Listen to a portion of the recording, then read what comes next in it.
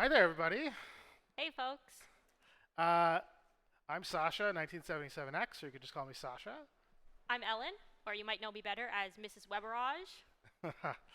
uh, Today, very excited. We're live from Terra MystiCon. This is the Terra Mystica World's Con that's happening second in a row in Montreal. Um, Ellen's one of the organizers. You want to tell us a little bit about Terra MystiCon? Sure, it started as a project amongst a few Terra Mystica experts who got excited about the idea of actually gathering in person. There were a lot of people who created this really incredible community online through the pandemic and lockdowns, playing a lot of Terra Mystica together, and they really were able to achieve this level of expert play that just isn't possible when you don't have that kind of diversity of players at the table.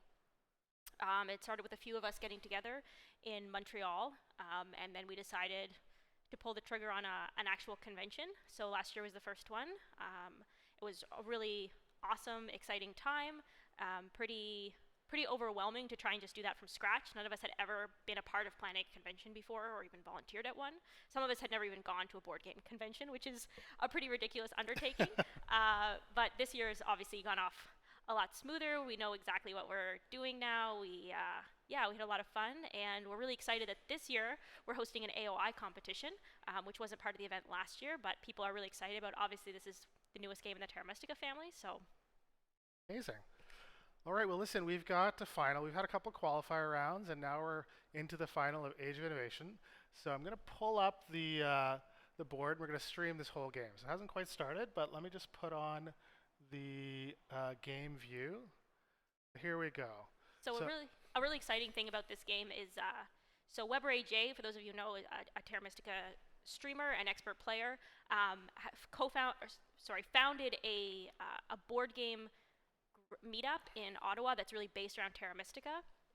And so we've been able to see a lot of really incredible strategy develop there. And that group has gotten really into AOI. And so we actually have 3 out of the 4 AOI finalists this year are from Ottawa Strategy Games, which is really exciting. So these are people that actually Sasha and I play with all the time. And so we're kind of aware of the talent at the table. But it's another thing entirely to see them beat out, so many incredible players that are here at the convention. And including Lynn's Fourth Blade, who is not from Ottawa Strategy Games, but this is his 5th ever game of AOI, and he played a really beautiful game yesterday against Zorus, beating him out in order to get into the finals. So I think we've got a really exciting group in front of us today. amazing. Let me just say the players real quick here. So Lynn's Fourth Blade, we've talked about him. We've got Super Dave 89, one of the auto crew.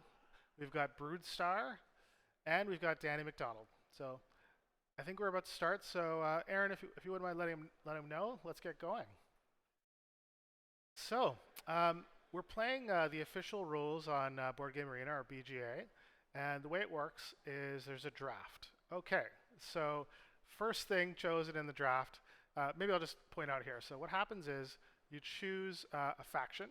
You can see that Broodstar has chosen Inventors first. Or you choose a color. You can see that Danny has decided to go with red as the color. And then the other thing is you choose the palace, or if you know Terra Mystica, otherwise known as the stronghold. So anyway, let's get into a little bit of the analysis. So looking at the factions, actually I'd like to start with the colors.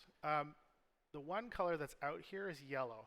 That's significant because the 4 colors that are typically the best here in AOI are yellow, red, black, and green. Since that's gone, it's going to be really interesting to see what that 4th color will be chosen. Maybe it's gray, sometimes that happens, occasionally blue. It's going to be interesting. Yeah, I think particularly interesting here. Yeah, red often doesn't. Red is often impacted more by yellow than a yellow is by red as a color neighbor, and so I personally have a weakness for red, but I often choose it when I shouldn't because I really find that I've been locked out by yellow. So it'll be a very interesting game here that Danny's chosen that as his first pick rather than something else. Oh, and Lynn's Fourth Blade is just letting us know Dave stepped away from the table for a moment, so No worries. Okay, that's good because this gives a little bit of time to talk about the rest of the setup here. So from a faction perspective, you saw Broodstar slam the Inventors first pick. So that is pretty typical. Inventors is arguably the best faction. If you've looked at my strategy sessions before, I'd say it is. And then let's quickly go to the palaces. So uh, honestly, I can't remember the palace numbers on top of my head. Let's just go from left to right. So the downgrade, your school downgrade to guild. I think that's an amazing palace, and I feel like it's going to get chosen next by Super Dave. So we'll see. You've got the one that allows you to place a guild anywhere on the map. The one that gives you the 2 science steps. The 6 coins one gives 6 coins income, 12 power, and 2 books. And that one I think is significant because we have a round 1 innovation here. Oh, as I predicted, he took the downgrade. Round 1 innovation, so that's a good way to get it. And then finally we have the sort of fakir one that lets you do fakir jumps for 5 victory points and gives you an income of a scholar. Let's look at the track, really important. So starting at the bottom, we've got the innovation round. So that's kind of, it's going to incent people to maybe go for a first round innovation. And I can see that we have steam power, which is a really excellent first round innovation, but so is schools, and so is professors, the one that gives you a 3 victory point and scholar button. So that's the innovation round. Then we've got the upgrade round, a dwelling round, a big building round, guild round, and at the end we've got towns and workshops. So actually a lot of scoring there at the end. I think this could be a high scoring game. Yeah, absolutely. I'm really interested to see how Brutestar performs here. He's got first seed and he's been going in very, I would say, overconfident, and so we'll see if he's got the chops to actually back that up. You can see his little sign there, God's gift to AOI. He snaps some moves pretty quick, yeah. So I'm curious to see if he can hold up because his comment earlier today was, "It's not overconfidence if you can back it up." And that's just how Brutestar rolls. Okay, let's just see what happened here. So Danny ended up taking the palace that gives you 2 steps, a button for 2 steps up the cults, as well as 1 book income, 2 power income. Monks, by the way, Lynn's fourth blade chose black monks. Interesting choice there. And I really liked Super Dave's choice here. Psychics, he got, I think, the best palace and the second best faction here with psychics. I think that Lynn's played monks in his game where he won against Zorus, and I think he's hoping for another performance like that. I think he's feeling a little bit more comfortable with a faction that he's familiar with, has recently played, and I think he might have even played the same color, so I think he's hoping to kind of stick with something that he knows. It's to me quite significant that Brutestar got green. I think one of the better colors. I mean, these are all good for their own reasons, but that color is excellent. He ended up getting the palace that gives you the 2 books. So he is like totally set up for a round 1 innovation. And he's got a bit of tempo too because he's got the inventors. So he can get a 2 book competency if he wants to start things off. And then he can build his palace, which will give him another 2 books. And if he takes the pass tile that gives him a book, then he'll be in good spot. But actually, he chose first. So the Super Dave will probably end up with the dig, which will have the book. Okay, so it's starting to shape up here. Exciting. I think actually, is the only thing left here the color for Super Dave? I think so, yeah. Okay. It's a pretty fast draft here that we've seen. Agreed. Particularly standing out against some of the auctions we had earlier at the semifinals, which took a very long time of standing around the board, humming and hawing. It was complete silence in this room. You can see behind the players in the video on the left there, you can see some of the room behind them. It's quite large with a lot of board game tables, but the place was really crickets for the auction period today while people tried to figure out what the best move was. So one of the kind of differences of AOI, I think that can be a bit of an advantage, is there is no auction. I think it's relatively balanced in terms of being able to draft and choose your spots. So for now, competitive play has no auction option. Yeah, we'll see. yeah, it seems like Dave's really thinking about this move. He's taking his time here, choosing a color, but he is last color pick, and of course, as we've said, one of the top 4 colors is missing from the game, so he's got a tough decision ahead of him. But his other picks are great, so I think he's still in good shape. Yeah, the interesting thing here, so if we look at the color wheel for a second, you know, green and red are in. So sandwich gray, I see that a lot actually. Surprisingly, it can kind of hold up, and then black would be on its own from a color perspective. Uh, Brown, you might think, is the natural color to choose, or one of the natural colors to choose to have a nicer color wheel, but brown is one of the weakest colors. And blue, I think, highly doubt he'll choose blue because that's self-sandwiched. So I think it's got to be gray. Oh, his hand's on the gray. Here we go. Thinking, he's hesitating. It's a tough decision to make. And okay, let's look at the pastels for a second. So the order of picking the pastels, what'll happen is Dave will pick first as the fourth player, and then Lynn's fourth blade, Danny, and finally Broodstar.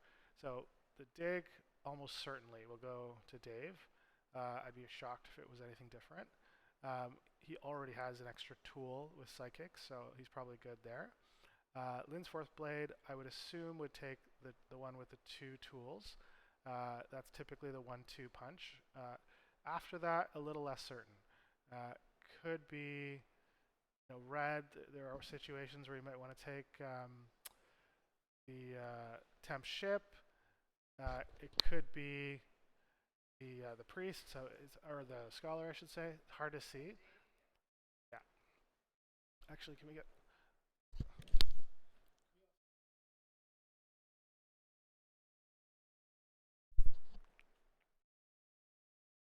Perfect. We're just having the production team move things around a bit because obviously the players can't see the screen or hear the cast, so we just need to make sure that it's visible for the boards here. Yeah. It's really tough on the streaming table. It's really difficult to anticipate where on the screen is blocked, obviously, from their perspectives, and they're a lot more concentrated on just playing the best game that they can.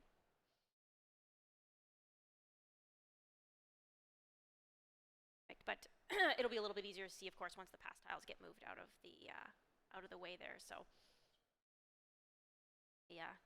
That'll work too.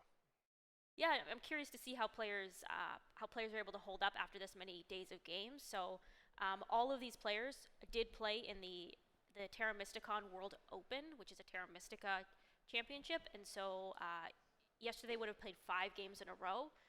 Terra Mystica, AOI, Terra Mystica, AOI, Terra Mystica. That's a pretty packed game, especially considering the level of competition at these tables. They're long games and very concentrated trying to make it through. So I think probably our players are feeling that today. I bet there's a lot of mental exhaustion trying to play at that level of play. Definitely. And we're also in Montreal, and Dave and Broodstar and I had a couple drinks last night, but I think we all got a good night's rest. So it's all good. Yeah, and I believe Broodstar also was at a rave the night before the convention, so he's really just been full tilt. Yep. Right. So. That's how he rolls. He plays hard. Yeah, but here we are. We're ready. He really thinks he's got this in the bag, so let's see if he can hold up to that expectation. I'm really going to be interested to see who goes for a round 1 innovation and who gets steam power. I feel like steam power, is probably the best pick for round 1. But that said, there's still schools on the bottom right there. The one that gives you a school and another competency is also quite good if you can manage it. If you have a hex where you can put it, and professors, another good one. Get it in round 1. You're going to be getting 3 victory points and 1 scholar for each and every round. So that's something. 18 victory points. I'm just doing math in my head, and six scholars. Yeah, awesome. How do you feel about these pass tiles? I'm really curious because I think, notably the 6 coin tile is out, but we do have a 6 coin book action, which starts to. So there are still coins injected into the game. We're also missing the bridge book action, pass tile, which could impact people's abilities to innovate first round. Yep. And we're missing the big building tile. Oh no, yeah, right. The big building tile with the 1 tool, 100%. That is missing. So it's a good point generator as well. And just to mention, for those of you watching who are actually Terra Mystica players, tools are workers. Yeah, tools are workers. Guilds are trading posts. Schools are temples, and palaces are yeah, I'm so used to saying the AOI names. Palaces are strongholds. So Yeah, it's a bit difficult to get used to the change in terminology. A lot of players just use the original, but Sasha's really committed to the AOI language. Yeah, it's true. I try to, since I stream AOI most of the time, that's what I prefer to use. Yeah, so we haven't really talked about the science rewards in the game. So we've got blue first for 3 power. Okay, so let's actually hold on, hang on. Big thing here. Dave did not take the dig. That's really interesting. Really unexpected. Yeah, so he's got the 2 tools. I think his thought process here is he's psychics, so he can get the double dig without an issue. Psychics can do that as long as it's still there. Um, okay, and then Linsworth Blade makes a lot of sense. He chose the temp ship. When you're monks, you gotta escape, and he's black, so he's set up to do that, and he can do a bit of a dwelling rush, or at least kind of get out of his initial starting spot. Okay, so the dig is taken third by Danny. Wow, so That's a late dig. that's a big boon for him. Uh, he's red, of course, so he's got a book just for being red. He's also got a book from the dig, so possibly he can manage a way to get enough books for a round one innovation. Yeah, I think we can see really that's Danny's intent, and he's also with felines committed a bit there to extra books. So I think we can expect to see a couple of innovations from Danny. We've got Broodstar taking the Scholar, so that's another way to potentially get more books. We've got some commentary from Super Dave here. Broodstar is a flat earther. Love it. I'm sure that's in reference to some table talk going on. Yeah. All right. So we see Broodstars, started up there on the north in his green spot. We don't have the hex numbers down, but that's a typical spot when gray is in the game. If gray is out of the game, you might take the hex 2 to the right. But what happens is Broodstar has to be very careful because if gray double digs that blue hex, he's having a really bad game. So usually Inventors is going to slam that first pick single dig to make sure that doesn't happen. And since he's green, he has the 8 power to do it. Inventors also potentially could give him some power for bumps.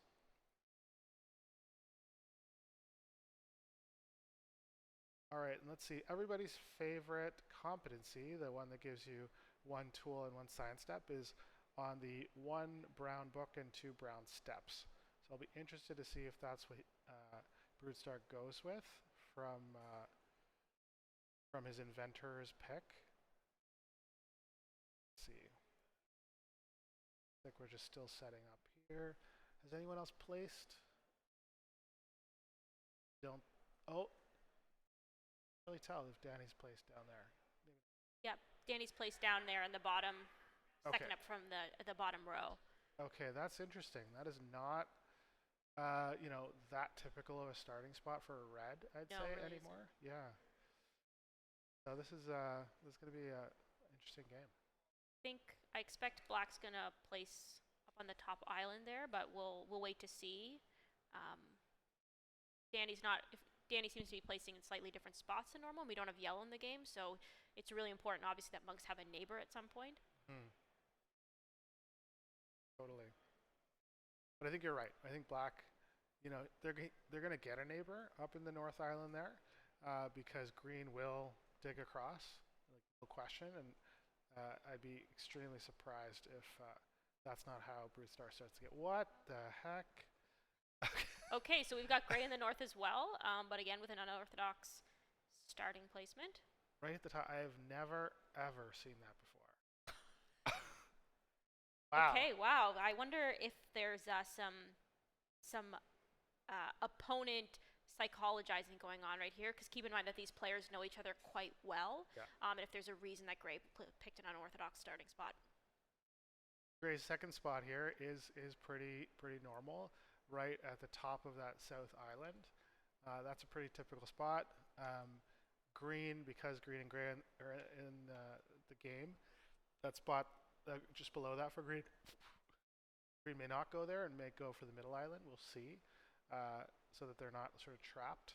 Actually, what's significant here, and I just realized, because Dave has gone up north like that, he's really trapped green in the west, or sorry, in the west, in the left side of the board, because typically green is able to dig through the blue, the green, and then have that gray spot up there to the north, and expand easily to the east.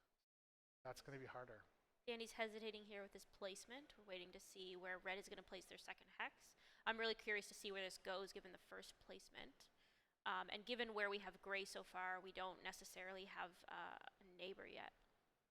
This is a wild, wild game. They're just bringing out all the stops for the final.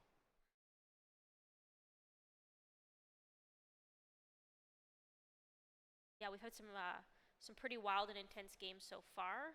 We've just before this, we finished our 4 semifinals, and they were all nail biters for Terra Mystica. Okay. Okay, so wow, this is interesting here that we have sort of right here in the middle where there's these islands intersect. There's a real lynch point there that can be very difficult, where it's really difficult to network if you miss out on those spots. So I'm curious here about the fact that red didn't lay on the top island there, right next to the yellow. How do you feel about that, Sasha? It's a strange spot. Uh, I I suppose I'm just trying to like imagine what the thinking is and why Danny chose that instead of the island. There's a red spot where there's a nice little red town where you can make a little L red town over to the right of the board. That's a more typical starting spot. I can only guess that he's trying to entice Lynn's Fourth Blade to place his one monk's university right next to him, and universities are sanctuaries for the Terra Mystica crowd. Um, That seems like a really dangerous spot for Lynn's Force Blade. We don't want to see him getting stuck too early with no way out and nowhere to build. You know, he starts only with one building, so it can be pretty tight if you can't dig yourself out of that situation. yeah, if I was Lynn's Fourth Blade, I would just take the typical starting spot just to the right of that North Island, and I mean you don't have to worry about a neighbor when you've got a sanctuary there. You can start building out your and green. Okay, wow. Okay, so green is now to the west, right in the middle in that island in the west on the left side of the board. Maybe he feels like he's sort of combating Dave's move here. Okay, so Lynn's fourth place where we originally anticipated, but it's a bit of a different situation when he's now placing without any neighbors, because we have some pretty unorthodox starting spots here.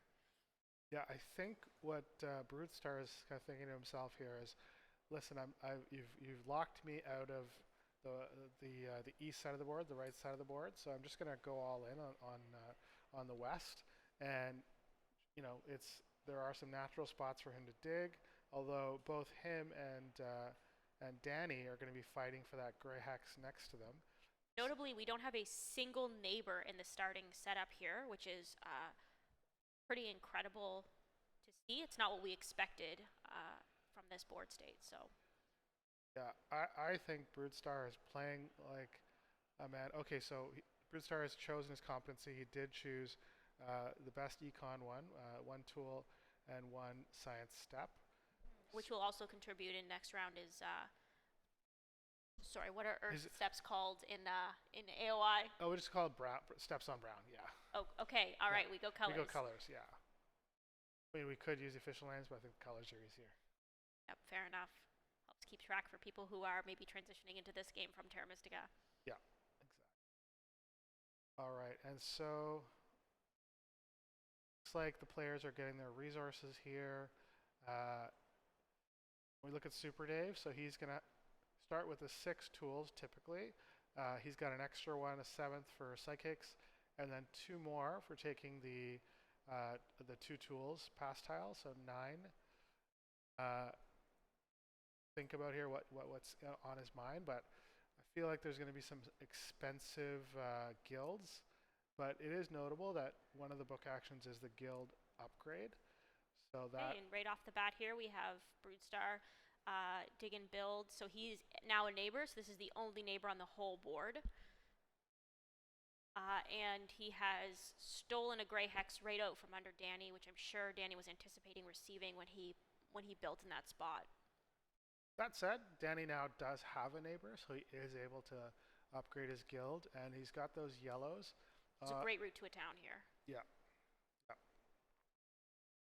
But if I'm Broodstar, now you can naturally kind of go for the blue hex, the gray hex, and then a natural green to get a bunch of workshops on the board. So as I kind of anticipated there, Danny has upgraded his guild.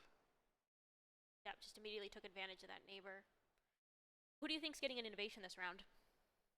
I think for sure Broodstar is. Okay, and I think Linsforth Blade will as well. He's because he has the temp ship, he's going to be able to maybe take advantage of schools, or maybe even if you're black and you don't have a lot of tool income, maybe he'll go for the workshop one that gives you income of 3 tools. Okay, so Linsforth Blade does sort of what we kind of expected. One of the moves would be is use his temp ship to place a workshop.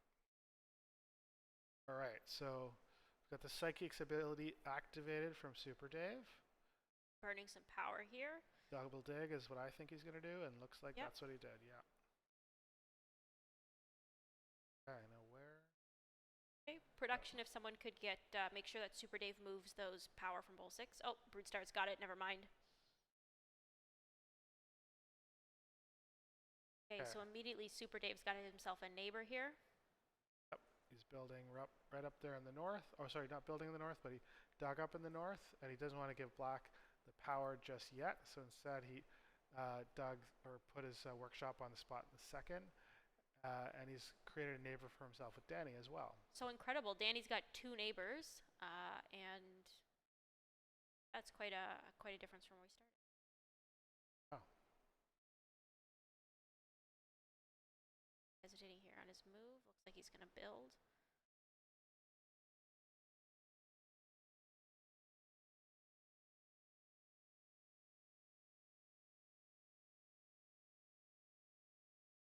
Okay, so we're going to upgrade to a guild by Broodstar on the West Island, so right next to Danny. He's getting a couple of leech.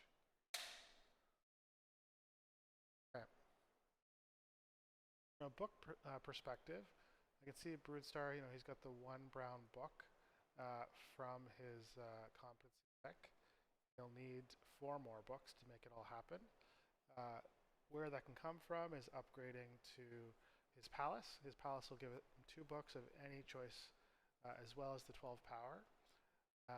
That's one place. The other thing that he can do is upgrade his digs with the scholar that he received, and that's his kind of route to, I think, the steam power. I mean, steam power is a phenomenal first pick innovation. It upgrades your sailing or shipping, if you like, from a Terra Mystica perspective, and it upgrades your digs. And so you'll have fully upgraded digs in round 1. Plus, it gives you another scholar. So that allows you then to place at a 3 spot in one of the science tracks.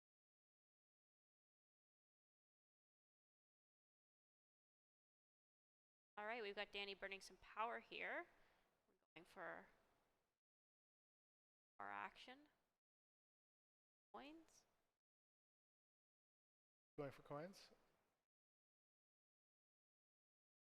Oh no, he took tools. Oh, he took tools. Okay. Yeah. Okay, that makes sense.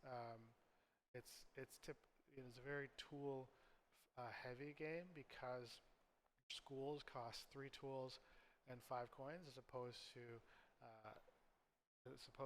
the temples in Terra Mystica that are 2 workers and 5 coins. It is incredible what a difference that makes in how the game plays. It's quite a pressure. Fourth blade. Okay, he got some books. I think I missed it here.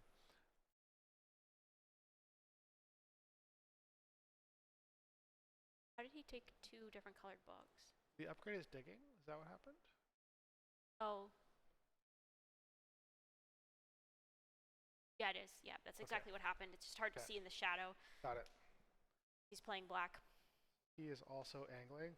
Maybe he's gonna try to beat Broodstar for steam power. Okay, Broodstar follows up with his palace. So he's got 12 power incoming, which I think he's updated on his board. And then, of course, he'll get his 2 books as well. And for the rest of the game, 6 coin income.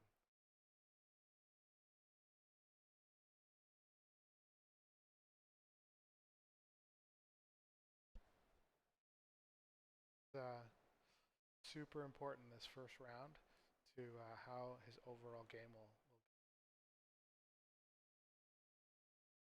And I just want to point out where Broodstar has his upgrades. He's got a palace worth 3 power towards his town and 1 workshop, so that's 4. And so he can just dig the blue, gray, and green, and that's a town just by itself. So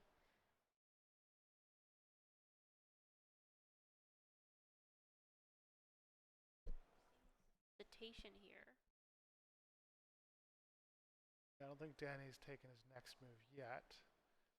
Playing around with his books. Okay. Okay, here we go. We're seeing an upgrade happening. Using the book action to upgrade his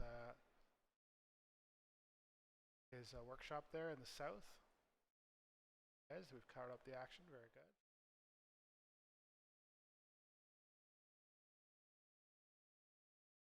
Interesting to use the book action given he's actually the only person who has 2 neighbors and could just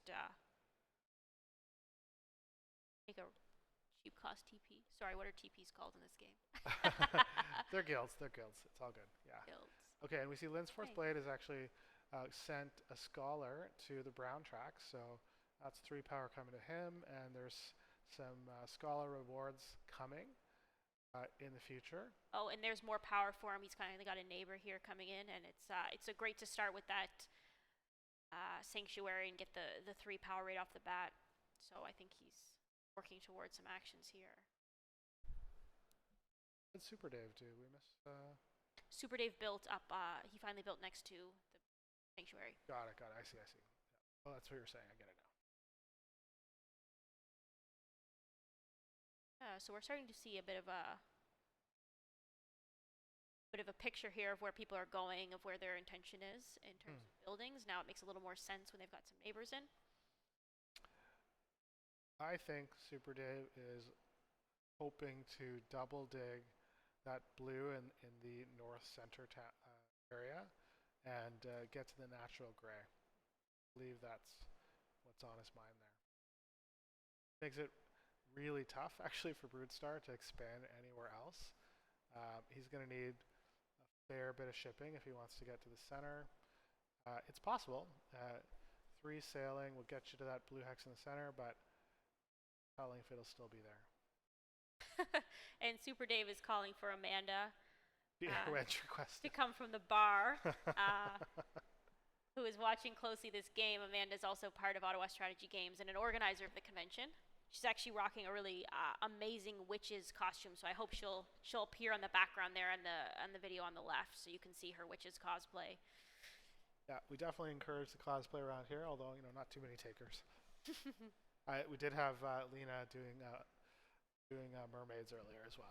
And last year, Amanda was rocking a halfling's cosplay, so we're starting to see them happen. We're trying to encourage that at the con because it's a lot of fun. Yeah, but with that move there, if Dave does try and double dig that hex, I think this is pretty intentional play. Dave and Broodstar have, there she is in the back with her costume. Dave and Broodstar have logged a lot of games together of online play, and I think they're really familiar with each other's play style, and so I think there's a bit of an aggressive move there intentionally, because I think he sees Broodstar as a focus of his competition. Yeah. Right. Is a really good player. He made top 16 at the help me out here at the TMWO last year. Broodstar was a semifinalist at the first TMCON for the Terra Mystica World Open. Danny's deciding what he's going to do.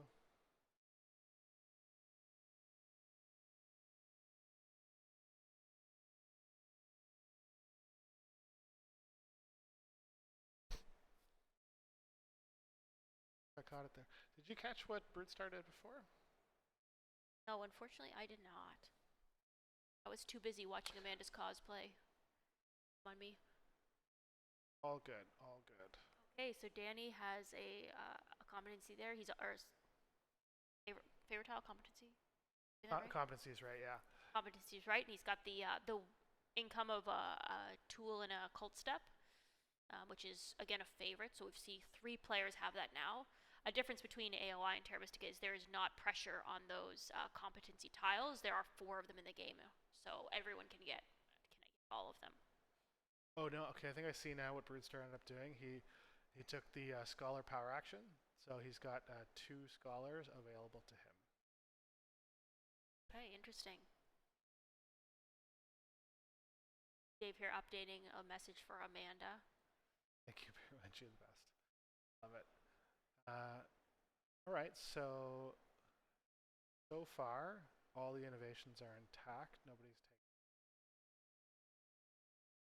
I think they're discussing the details of where those priests came from. We can see Brandon tapping his tile there, so there's some table talk happening. Okay, so Lindsforth Blade is continuing the sort of black dwelling rush a little bit here by digging the black sort of piece in the center or the slightly right part of the board there. So yeah, that southeast line is really beautiful for black to just ding, ding, ding, ding, ding those dwellings out. He's especially starting on temp ship. I think that's see it starting.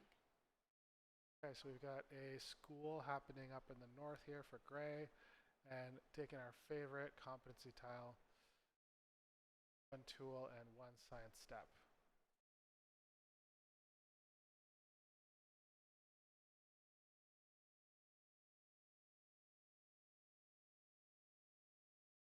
Okay, and we're seeing Brutestar adding a priest there to the water cult, so I think he's hoping also for some power income at the end of this round. Take some power now. You asked before about who's going to get an innovation. I think Lindsforth Blade, by choosing to send the Scholar to Brown, I don't think it's going to happen for. Oh, actually, he does have 3 books there. Maybe a little tougher for him. He may not be intending that, but yeah, interesting to see. We've got 4 competency tiles, and they've all taken the same one, so we've got some pretty standardized expectations here. Okay, and Danny's he used his dig from his pass tile, and dug that yellow on sort of the left side of the screen on that east island to red, and might have done a decline build. It's kind of a bit with red, but I think actually maybe he did. Got Lindsforth building another building here, so we can see him continuing line. He's really escaped that trap of 1 building start.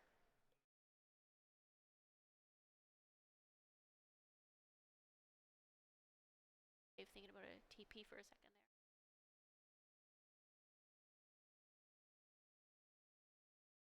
Interestingly, right now, Lindsforth and Brutestar are the only 2 with 3 books. The others have 1, so I think we're starting to see the limit here on innovations happening.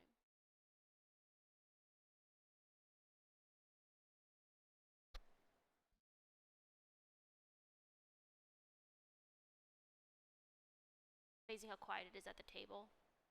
Are really sitting here in concentration. You can see some kind of nervous ticks and such as they watch this board. The first round is so impactful on the rest of the game. Maybe just to point out the players on the board, you can see on the left of the screen there we've got pictures of them. So Lindsforth Blade is the gentleman in the brown hoodie there. Danny McDonald's got his arms crossed and a Danny McDonald look on his face, always sort of I don't know, serious or intense. Brutestar, he's wearing that gray-white kind of shirt, pointing at things, and then we've got Super Dave there in the hat and the blue shirt. Okay, and Brutestar's passed. Is that what I just saw? Did he pass? Wow. Okay.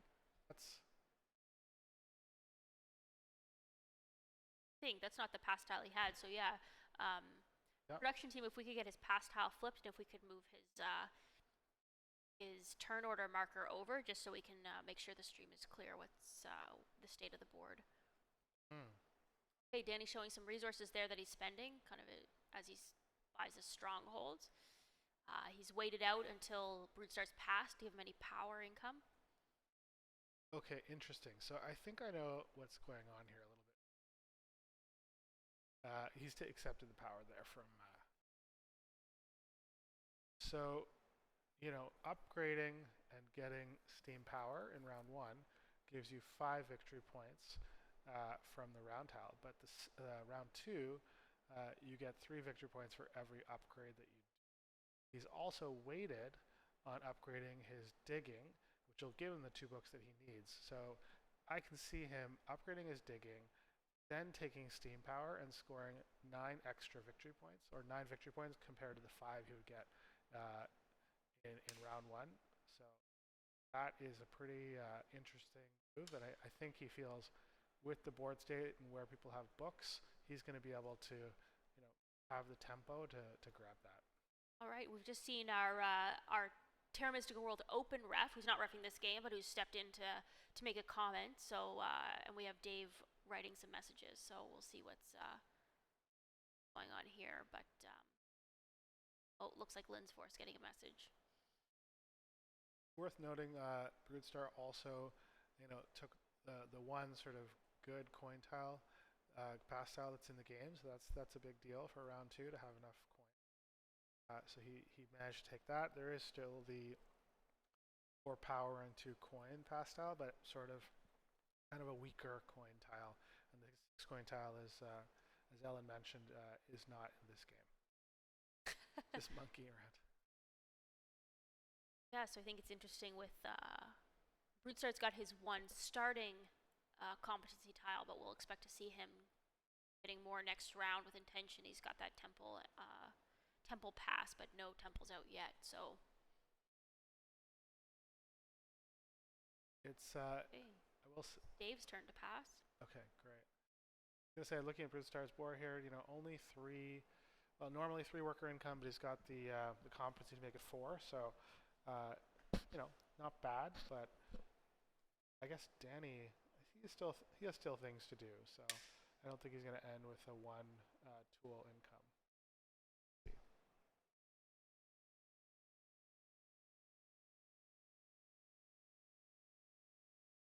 Okay, it looks like Super Dave has taken the 4 power 2 coin pass tile, passed out of the game. Like some pity coins maybe are being added to the pass tiles. Oh, yeah, we're seeing coins and power, so getting some income here. Oh no, so I don't think we're done round 1 yet, because I think Danny has not yet passed, because he still has the dig tile. Same for Lynn's 4th blade, he still has his same.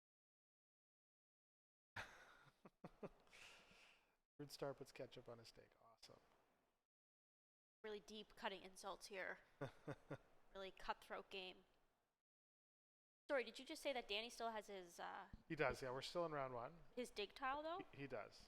There's an X right on it, is there? Oh, you mean he's used it. I think he hasn't passed for his next tile yet. Okay. So 2 players have passed out. We've got Brewstar in green here has passed out, and Super Dave in gray has passed out. Right, and here we have monks passing. All right, and moving into taking a priest. Yeah, I guess normally you think of monks not having enough tool income, but Lynn's 4th blade has done his dwelling rush to make that not a problem so much anymore.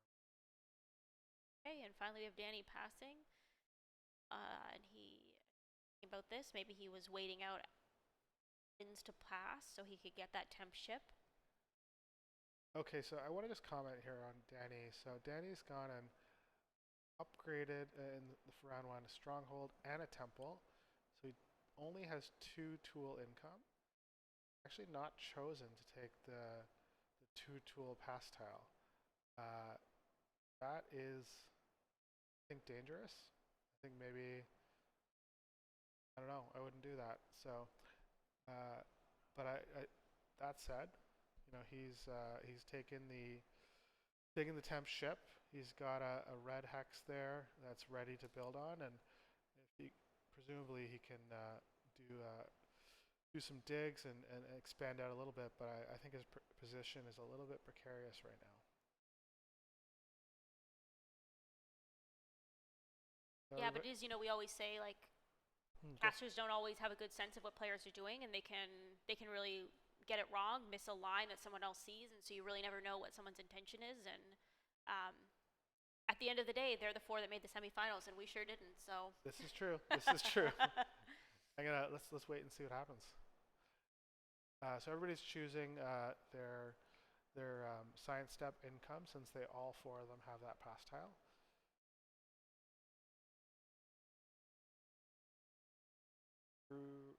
Lin's blade is all the way up there to sixth spot, so he's going to get an extra 2 scholars at the end of the round for the science bonus income there.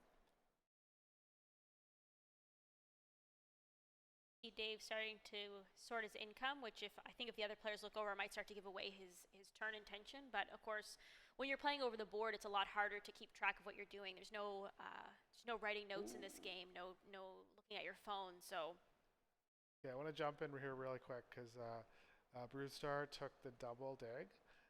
So he has taken that green spot in the middle. I thought was really what Super Day was going for.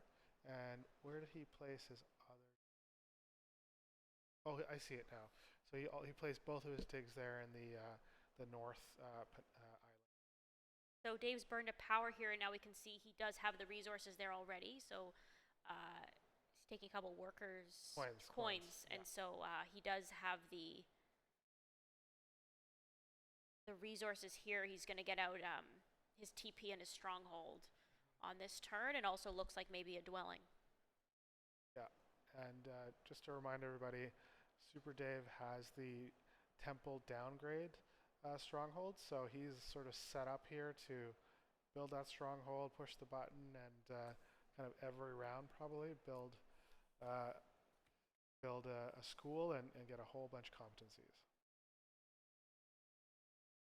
It's a complicated type of play to learn, but the people who really know how to play this game can really make an incredible use of that Palace, yeah. palace. Yeah, 100%. Yeah, it's funny. When we first saw that palace, we thought, this is terrible. And we thought, maybe there's some kind of way to make it work. Nah. And lo and behold, it's probably the best palace. Yeah, I think that really speaks to the fact that there aren't any Gaia project players in this group. Yeah. Okay, and we're seeing a book action go there. Yep, Danny took the 6-coin book action.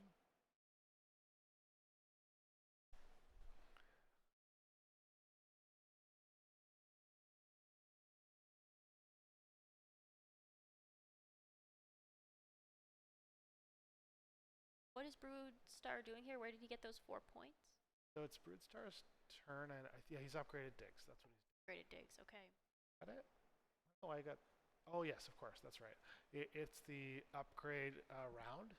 So he upgraded digs, got himself a couple of books, got 3 victory points for it, and now it's a little tough to see all of his books there. It's slightly hidden. If the production team could maybe ask Broodestar to push up his resources a little bit, so we can see them a little bit better. But now he's going to have enough resources, enough books to take an innovation, which most certainly has got to be steam power. And Super Dave has upgraded a guild down there in the bottom peninsula. Yeah, it's interesting. We were talking about, the fact that Broodestar seemed to really have an innovation first round, but it makes a lot of sense that he felt he could push that. It was a bit of a risk that nobody else took it, but he really pushed to get that upgraded shipping and digs in the ship dig round. That'll be some really good points there. Yeah, it's sort of a really high level play where you might think to do it in that round 1. So impressive. All right, so now it's Linsforth Blade's turn. What he's going to do. Tricky part for him right now is he doesn't have a neighbor next to where he wants to upgrade. So it becomes tough to build a guild without doing it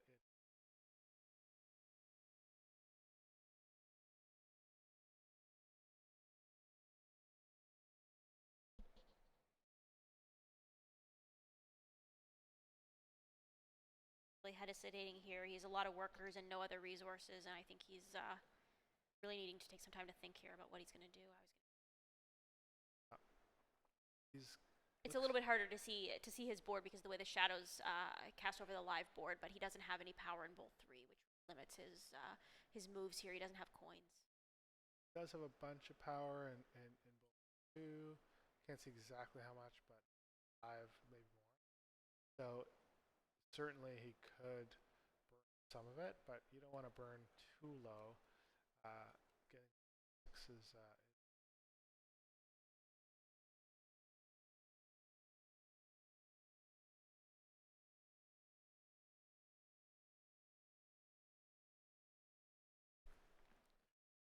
hmm.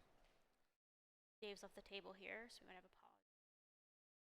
I certainly would not have expected the moves, the starting placements that people have done. This is kind of pretty wild. It's neat though. Yeah, it's really incredible to see some of the games that happen here live, the things people are trying. I know people are taking some fun risks even in really competitive games, trying new things, and we've seen some of the, because this is an open tournament at the Terra Mystica World Open and including the AOI competition. We see a lot of really interesting moves, especially when in the qualifiers you see players doing some unorthodox things who maybe aren't necessarily on meta, and that can really twist even expert players who aren't expecting something. They're expecting things to go a certain way and it doesn't, and that can really change how the games lay out. Agreed. Agreed. Hey, this was really thinking through this turn here. Again, as I mentioned earlier, I think this is his 5th game that he's ever played, and so I think this is a pretty tense competition for him. He's got a knack for it, and he's of course played a lot of Terra Mystica, but yeah, he's been really having fun exploring and trying some, I think, a bit of chaos injected into the game. So we'll see what he kind of pulls out here. Yeah, it's worth noting. You know, the other 3 players have all played each other many times. We've played together in real life. We've played together on BGA, and Lynn's Fourth Blade really is kind of a new element and bringing, you know, a beginner's mindset, which I think can be startling to players and can actually be an advantage. See how it plays out. I'd love to know how many games Broadstar actually has under his belt. I think there's a period of time where he's playing 2 or 3 games a day, pretty consistently. Um, so he's really logged a lot of games, played against a lot of different players. I know for a while he was playing a lot late at night when he was getting people in very different time zones, playing a lot of players in other continents, and seeing some really interesting different play styles because he's playing a different set of people than what others were here. Okay, so Lynn's Fourth Blade, after a lot of consideration, looks like he's burned some power to get some coins. And what is he doing here? Uh, oh. Oh, perhaps he did an upgrade to shipping, maybe? Oh, yeah, okay. Maybe if there's anyone from production listening, could we get maybe a piece of white paper or something under Lynn's Fourth's resources? We can't see if he has priests. We know that he did take one as income, but we can't see those kind of pieces on the board because the tablecloth is black and so are his pieces. Oh, I can see now he has upgraded his sailing one. So I think what he's thinking here is probably now with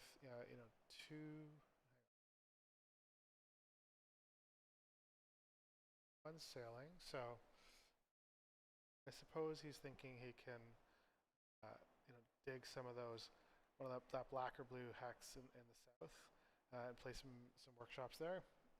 But it could just be also, taking advantage of the round scoring. If you give me 1 second, I don't know that we have anyone hearing us from production. I'm just going to step out to the board and make that change. No worries.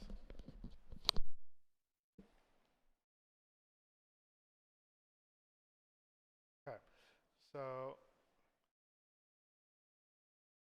I don't know if I saw what happened here with after Lynn's Fourth Blade's turn.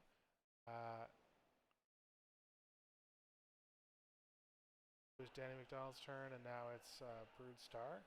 So anyway, Broodstar is, yeah, just building a workshop. Good.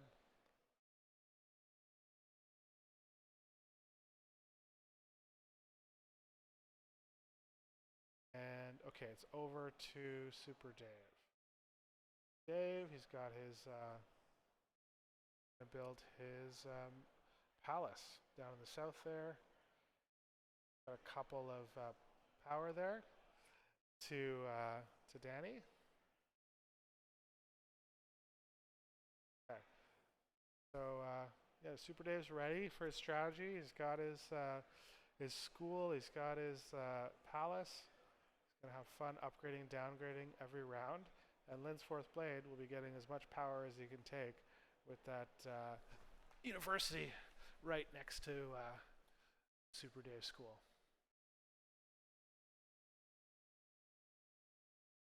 Okay, so we've got a dig here that happened in the north by Lynn's fourth blade.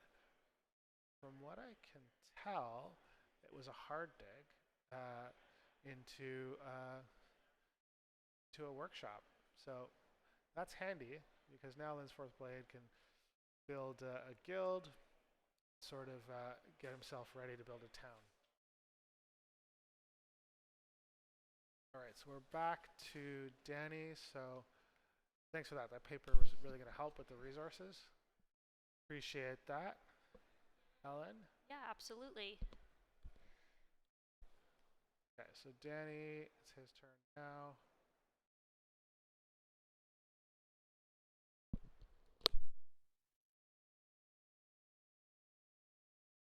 Okay, Broodstar is getting steam power. So this is kind of what we talked about, steam power, and it earns him 6 victory points on the round, plus another 2 for the sailing, and a further 6 on the digs. So really gives him a whole bunch of victory points. Very nice move. And importantly, he has fully upgraded digs, which will allow him to carve out that town there in the east and to the north.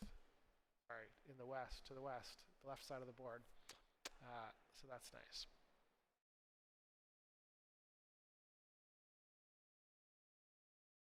Okay, we're going back to Super Dave here.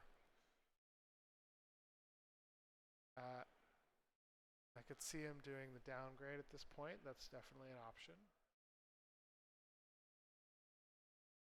Oh, there it is. You called it. Part of what that is, in addition to that, the 3 victory points, you also get another tool, which can help you to, build that school back up that you just downgraded. I definitely, if he wants to do it this round, he's going to have to either burn some power maybe, and maybe he'll get some power that could help him out, but get an extra tool, or use his scholar as a tool, and then he can do it. One way or the other, though, I imagine he will want to do that for that additional competency this round.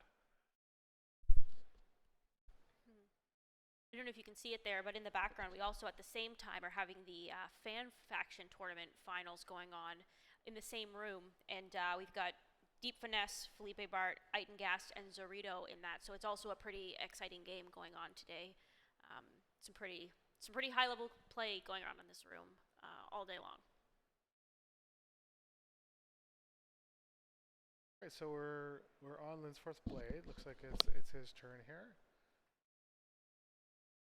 He's just considering what he's going to do. Resource-wise, I think he's got nothing right now, so it could be a pass consideration at this point. He does have the 3 books here, and there are a couple book actions open. Good point. Oh, it's great. Nobody's taken the upgrade guild at this point, and he's got, yep, he's got that no neighbor. Oh, he did it with the spot with the neighbor. I would have chosen the tool the workshop in the center of the board, so you can build his bridge, upgrade there, and then when he has resources, do the guild upgrade. So, okay, here comes Danny. He's starting to expand, building up his tool economy by taking the spot in the center. This will hopefully allow him to expand a little bit more too to the west. We'll see. And getting himself some new neighbors here. We can really see in the point differential at this point in the game how much Leech Danny has been able to get compared to the others. He's got 3 tools and 5 coins and a scholar, so probably maybe you can find a way to build 2 more workshops, maybe more.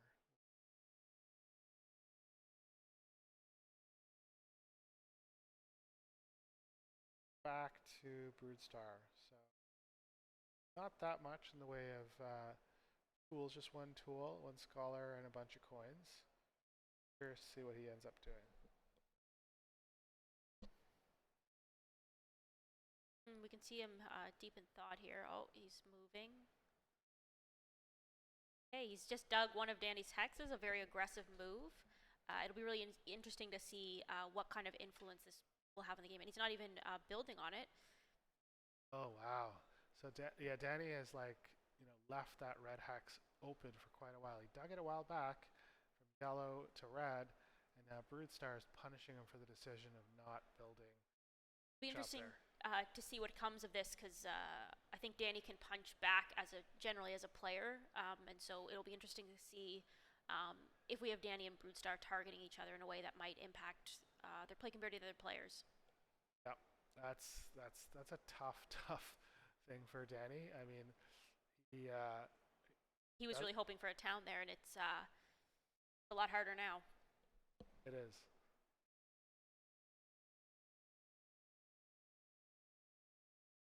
Okay, so we're back over to Super Dave now.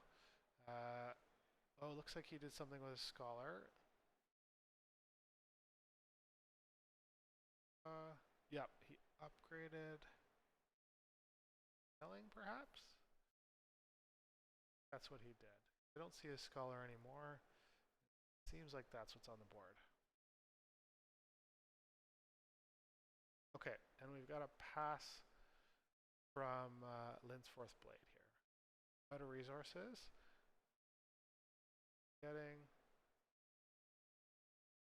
Taking the book action. Yeah, the dig, that's right. The dig and the 1 book income, correct. Okay, so it makes sense. He's got oh, maybe not.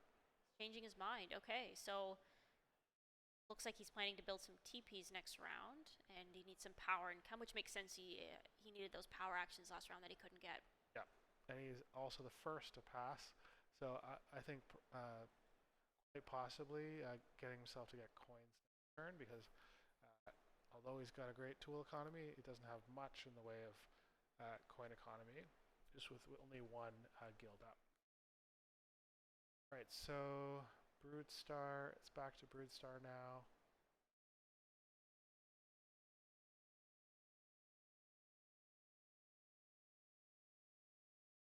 Got a couple of books. The upgrade shipping here? I saw him spend some resources, but I didn't actually see what he did. I think he might have you're exactly right. That's what he did. Yeah, he upgraded shipping. So he's now fully upgraded for digs. Has 2 shipping or sailing if you like. And let's see. Oh, I mean now, oh wow, I get it now. So it wasn't fully just an anti-Danny move. Broodstar wants to take that gray so that he can expand out to the west. You see Lynn's 4th Blade pointing to it. Maybe he was asking, how he dug it in the first place, and it's because he's 1 hex away from the north center area.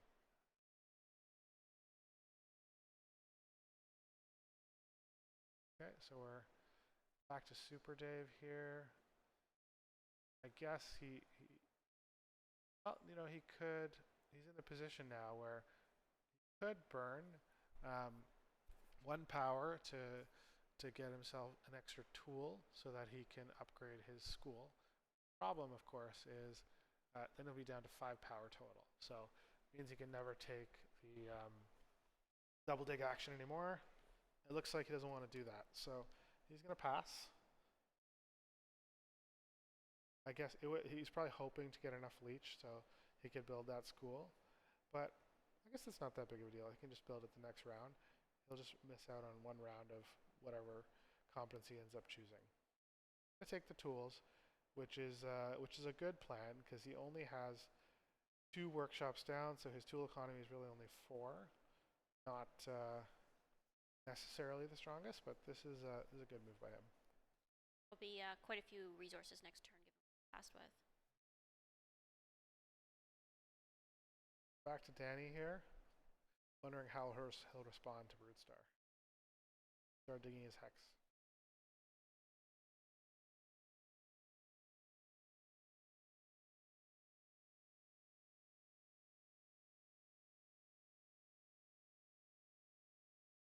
It would be particularly interesting given that it's sitting open right now, available to Dave or Danny to redig it. Yeah, I think Danny may be considering passing now, and if he passes on to the dig tile, he'll have priority over Broodstar and can take it back.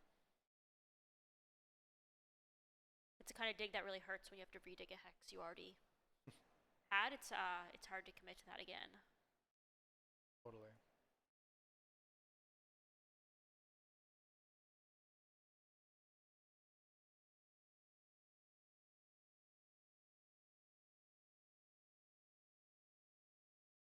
We see a little conversation happening here. They just chatting. Yeah, it's something that's really nice to see about these games is as much as they are tough competition and there's been some really brutal, unexpected losses, but I think people are having a really great time. And even when people were, in a position that if they played an extra qualifier game, it might actually lessen their chances of doing well, they've played them anyway because they're so excited to actually have a chance to play these like really awesome tight games with each other over the board, which a lot of these people obviously don't have a ton of opportunities to play over the board. Agreed. And I don't want to miss out. Super Davis gave us a new comment here. Broodstar's favorite movie is Master of Disguise. So this is probably Broodstar's a big film buff. Just came back from TIFF, and was probably poking some fun on that one. I don't know if I get the reference myself, but maybe we'll clarify. It's a pretty brutal insult. Let's say that. Okay. Yeah, I believe it. Particularly following Broodstar's also quite the foodie. He's been popping around Montreal, giving food recommendations while he's been in town, and so I think the ketchup steak comment probably stung. Hitting him where it hurts. So Danny, kind of as I predicted here, Danny's decided to pass, and he's taken the dig pass tile. So I think he is thinking he wants to take that one back. If somebody in the production team could make sure Danny moves his marker there to being passed, I'm sure they'll figure out in a sec. I think Broodstar's now taken the 2-book action to upgrade and then has passed himself for the temp ship. Got it.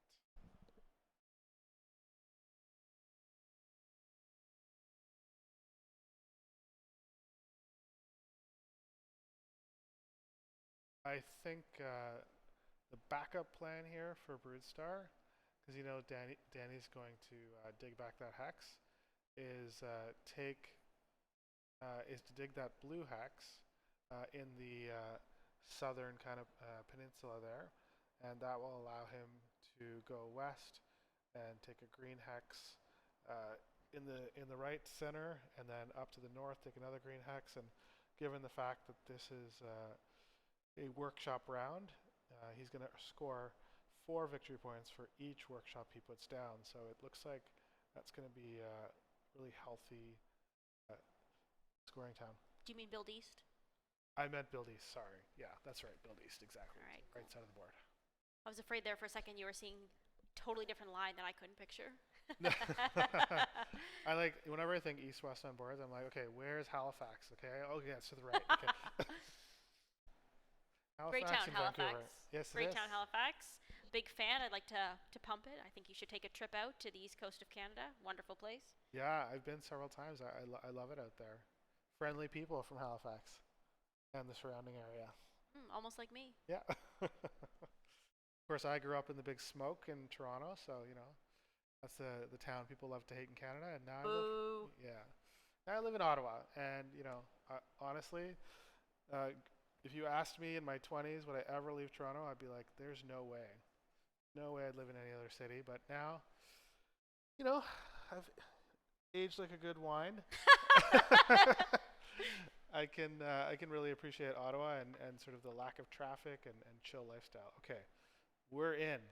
Things are happening. Oh, brutal move by Super Dave by digging that blue that Broodstar probably wanted and taking it over. I mean, it's a pretty natural play for him to do. But But given that we also are kind of expecting to take a move here. Yep, here it is. He's digging back that red hex, and so I think probably we have a bit of panic for Broodstar here as he tries to figure out how he spreads across the map now because he's lost his two connections in that center lynch point that we talked about earlier. yeah, it's funny, like it can be a very aggressive game sometimes AOI if you choose to lock people out of it like this. And I think the placements at the beginning of the game and some of this digging behavior has shown that. Because even if there's an open blue here that Broodstar can build on, but the only thing that reaches him is a couple of triple digs, so he really doesn't have a way out to the eastern peninsulas of this game. Mm.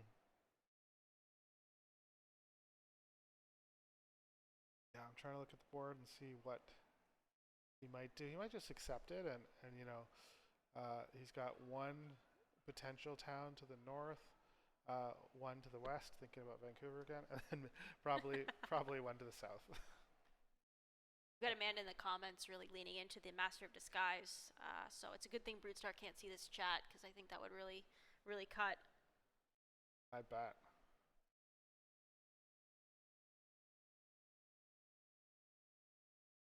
That was funny. Yeah, and in the other room, we've got the folks here at the con, sort of listening to the commentary, watching the stream. So hello to you all out there. I hope you're enjoying it. Nice to see Linsforth with a few more resources this round. Last round was really tight for him, and he was clearly in a bit of a pickle there, thinking through his moves of what to do without enough income. But he's obviously really turned that around in this round, and I hope to see him grow that economy. And worth noting that we didn't really talk about Linsforth's Blade's move, but he did take the coins as we expected, and I believe he sent a scholar to the 3 spot on yellow. So he's making some good moves, and now we see that Super Dave has secured the bridge so that he can build a town there, sort of connecting the South Peninsula with the East Peninsula.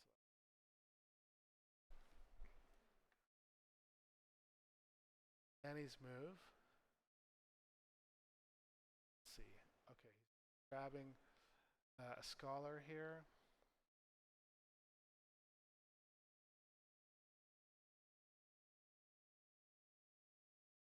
Oh, we've got a bit of hesitation. We're changing our mind. There's no more scholar. We're now looking at books. Probably trying to anticipate some moves here of what is under pressure, and he's taking that 6 coin book action.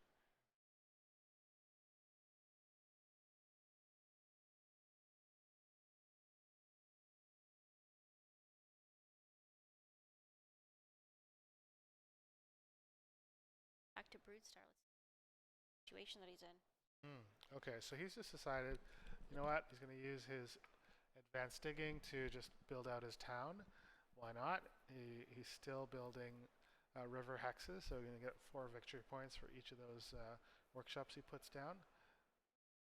But I'm sure he is disappointed that he's not able to do that west expansion in the way that probably he hoped.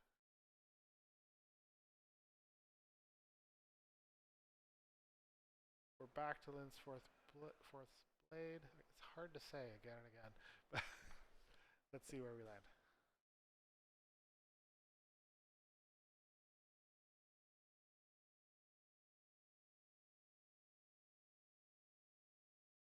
Linsports Blade's actually been one of the volunteers for the con, so thanks to him for that. We've actually had a pretty great set of volunteers here. This whole con, it's a nonprofit. It's completely volunteer run, just by fans of Terra Mystica. So we've had some awesome people just step up and take a lot of big roles today. Sasha running this, organizing this tournament. We have a ton of people, behind the scenes, getting things set up. Everything from um, cleaning the bathrooms to organizing tournaments and reffing. And yeah, it's been awesome. It's one of those events that really just takes a whole community to put it together, and they're just doing it for the love of it and for to build more community with each other. And it's been really awesome to get to be part of that. Yeah, and like huge big ups to the organizers here. Last year, just out of nothing, creating this con, and now it's an annual event. So we're excited to grow it over time here. Yes, so I hope we'll see all of you watching next year here in Montreal. Be great. So just back to the game action for one sec here. So Linsports Blade, he's got his digs upgraded to 2. So he dug a hex there and built in that sort of center peninsula area. And then Danny, like he's sending a scholar here to yellow. And prior to that, I believe Super Dave put down a workshop in that center peninsula to help secure his town. Okay, and here we have Brandon switching tracks, moving north. He's moving towards that town. Another 4 victory points there. He's quite far ahead right now. That move in round 2 to do the upgrade, this steam power and upgrade, is giving him a cushion at the moment. But of course, AOI being AOI doesn't mean that's where it's going to land. Linsports Blade getting another workshop down, scoring in the scoring round. That's great. Super Dave going to do. All right, we've got a temple coming in here. Yep. Which is a huge amount of power to Linsports Blades, which I think will help a lot because he's been really struggling for power. He's got a lot of dwellings on the board with no neighbors. All right, okay, he's taking the double dig favor. Exactly. Yeah. So comes with a couple of white books and a white step, and now he is building a workshop in the north to make sure that Broodstar doesn't take that gray hex away from him. Awesome. It's not always the best favor tile, but it can really get you out of a jam. Totally. And the other dig sort of went in the northeast peninsula, so he's ready to expand out there. I guess we're back. Okay, Linsports has decided to take some power here. No, it can't. Yeah, it's not his turn. Oh, that's right. He took power. So yeah, we're now to Danny's turn again. Wondering after Gray what happened. Yeah, I think there was just some table talk there clarifying where those digs came from. I could see Super Dave and Broodstar chatting away, going at it. Clearly, sort of a little bit of banter happening at the table.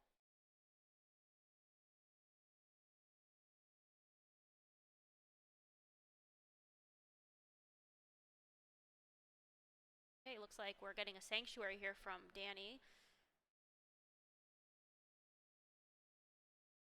I didn't even realize he had that many resources to do it. But good for him. I'm not sure where it came from. Right, that gives a pretty nice power offer to Dave. Imagine he'd accepted it.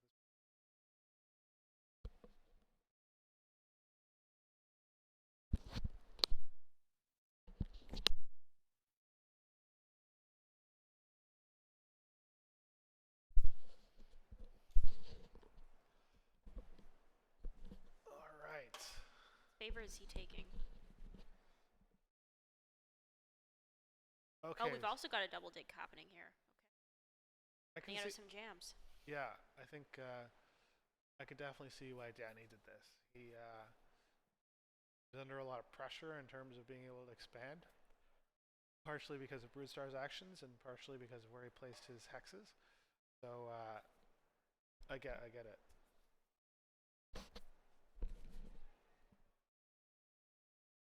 Okay, so we're back to Broodstar. Probably gonna build his last workshop and make his town. See what he decides to go for the.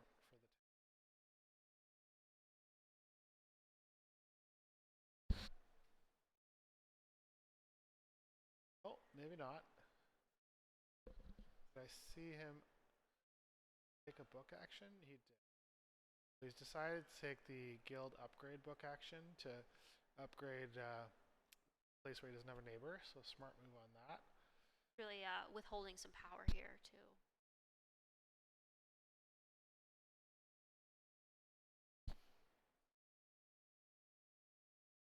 Hey, where did that worker come from? Sorry, tool come from for Linsforth? Good. Not clear on that. Is his turn. It could have been down convert. Oh, I do see the tools action has been taken. Gotcha, okay. So we've got Super Dave. Looks like, yeah, he's downgrading his school there using his palace self school and the 3 victory points.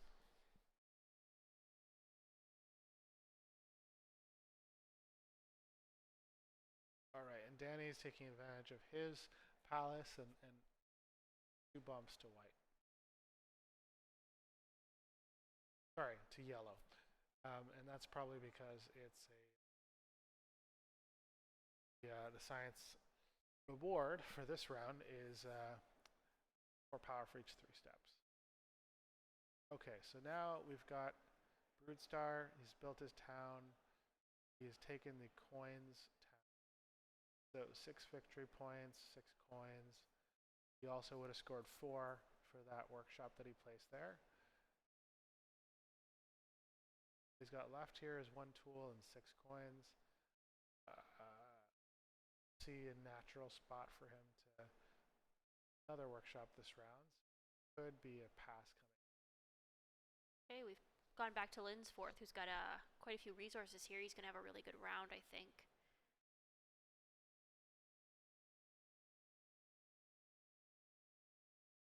Building here. So. Dig, that's what the 2 resources were. And in a good position here. He's got both dwelling and temple points to score, and he's really got himself mapped out around this map. I think what's really significant too is he is racing in that north island there to that brown hex before black wants to go right across the top of the middle of town, and gray probably wants to do similar.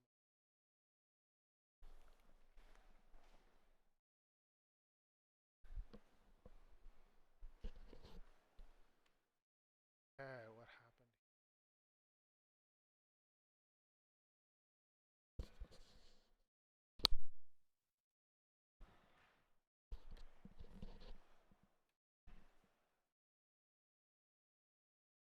Okay, I don't know if I saw what Super Dave ended up doing, but it's Danny's turn now.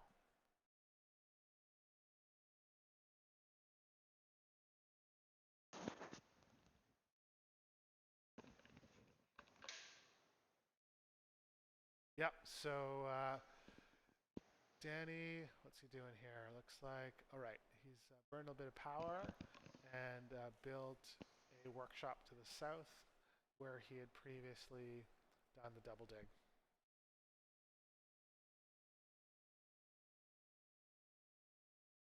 Okay, we're moving over to Broodstar's turn. Looks like he's building here, putting out a dwelling. Okay, so he's moved around to the very south of the board. He's got his full shipping here, which seems to be how he's trying to get out of this situation. Yeah, I missed that. That he did have that one hex left to build. So that is like a very impressive round.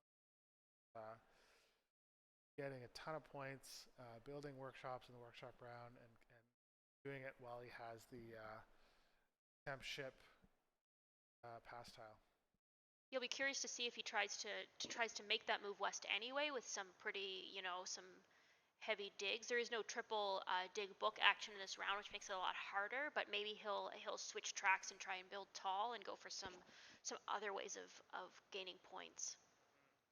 Yeah, I mean, I guess he's going to have a really good tool economy, and he's got fully upgraded digs, so it is possible he goes out there that way. But it's just a matter of is it worth it?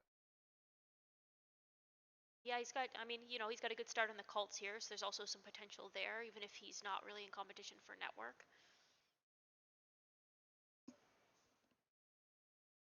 Okay, so Danny has decided to pass first, take the scholar. So he's definitely coming from a place where he had no workshops on the board. I think at the start of this round, he's now got his tool economy up to 5 plus the, of course, one tool it comes with. So he's going to get 6 and then 7 workers or tools this round. So that's impressive how he got himself out of that jam. Interestingly, we're moving into a big building round, but he's already got both out. Hmm.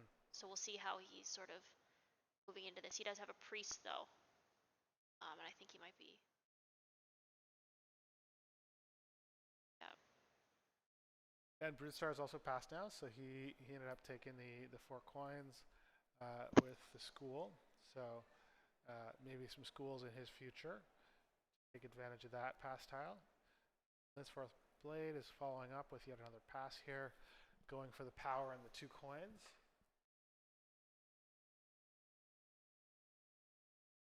Perhaps this is the round where we're going to see his palace come out, fourth blade.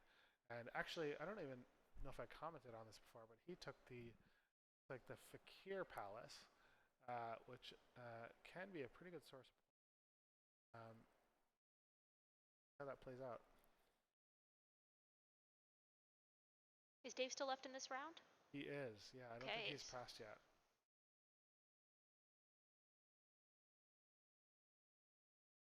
Pausing here. It'll be interesting to see what he does. He's got 3 workers and a coin or 2 left here, which means he does have some options. It's looking like it's okay. It's only 1 coin. He doesn't have any power in both 3, so that does limit his options.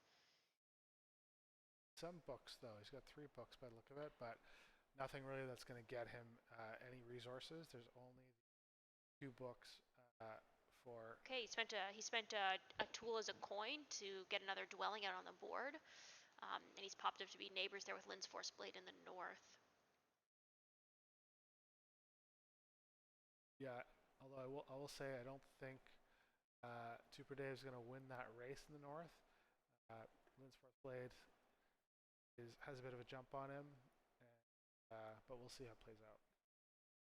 But it does look like he's got some room there now to move into the gray that's further west, which I think is he can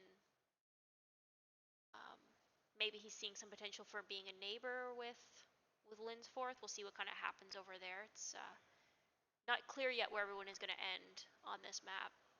Yeah, it's a good point. And actually, now that I'm kind of thinking about it, it's actually red that wants to go to the brown and the yellow. The yellow's double dig. Super Dave can actually just take the gray and the blue. Hasn't been built a sanctuary yet. That could be a 3 hex town. And AOI being AOI, there's also things like annexes. So there's a lot of options for him still. Okay, but we do have a pass from Super Dave. He ended up taking the guild pass tile, so 3 victory points for the guild plus the power. I'm sure he was kind of looking to get that power so that he's able to get some coins or some other power action this turn. Okay, everyone's choosing their income science track.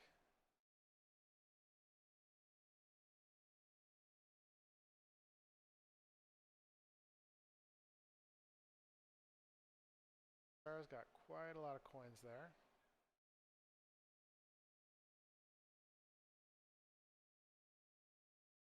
It's a lot of resources in general. He hasn't taken his tools as well, but We're seeing them all take this cult income here.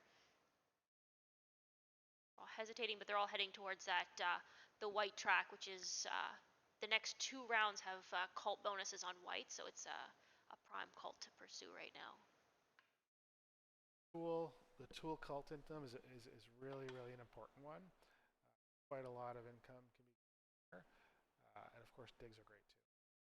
Particularly, it's kind of interesting to have a dig round right before a final round where you have workshop scoring. And for the Terra Mystica players out there, you'll notice that there are 2 ways to score in the final round. So not only just the workshops, but also towns. So that could be a major impact to the game from a score perspective. It's interesting that we're heading into a big building round, and we don't have anyone with prime to put out a big building except for Linsforth. We've got both his big buildings are out. Broodstar's got his stronghold out and no temples, and same thing with Dave. So we're kind of diverting from the round track here in terms of planning out these turns. I have a feeling that Broodstar will see that temple in the north center, or sorry, the guild in the north center. He'll probably, I think he has enough resources to do both the school and the sanctuary, so we'll see if that's where he ends up doing. And then Psychics, Super Dave, he'll probably be kind of pressed. Okay, well, he needs the coins. I think he's thinking the same thing. He does have enough power actually to almost enough power actually, not quite enough power. But what happened here actually? How are you feeling about the town potential in this game here? We often see 3-town, even 4-town games, but it's been a pretty tight map here. Yeah, I think Linsforth Blade is sort of set up to carve out his 3 towns, sort of I guess potentially even 4 if you look at the north. It's just a question for me if he's going to have the resources to push that out. Danny, a lot more constrained. You'd think he'd want to go. He's got his town with the bridge probably in the center of the map. He's got his one in the south, but could be that Broodstar makes it difficult for him in southwest. Okay, speaking of towns, we've got a town. So Super Dave has built a town here. Looks like he's upgraded a guild using the guild upgrade book action. And can you see what town he's taken here? We'll wait to see what he pulls here. It's a little bit hard, of course, on the real over the board to see those tiny town tiles. I think I missed it. Feels like it's a coin town, but maybe I'll just go have a quick look here. So just give me one moment here. Yeah, absolutely.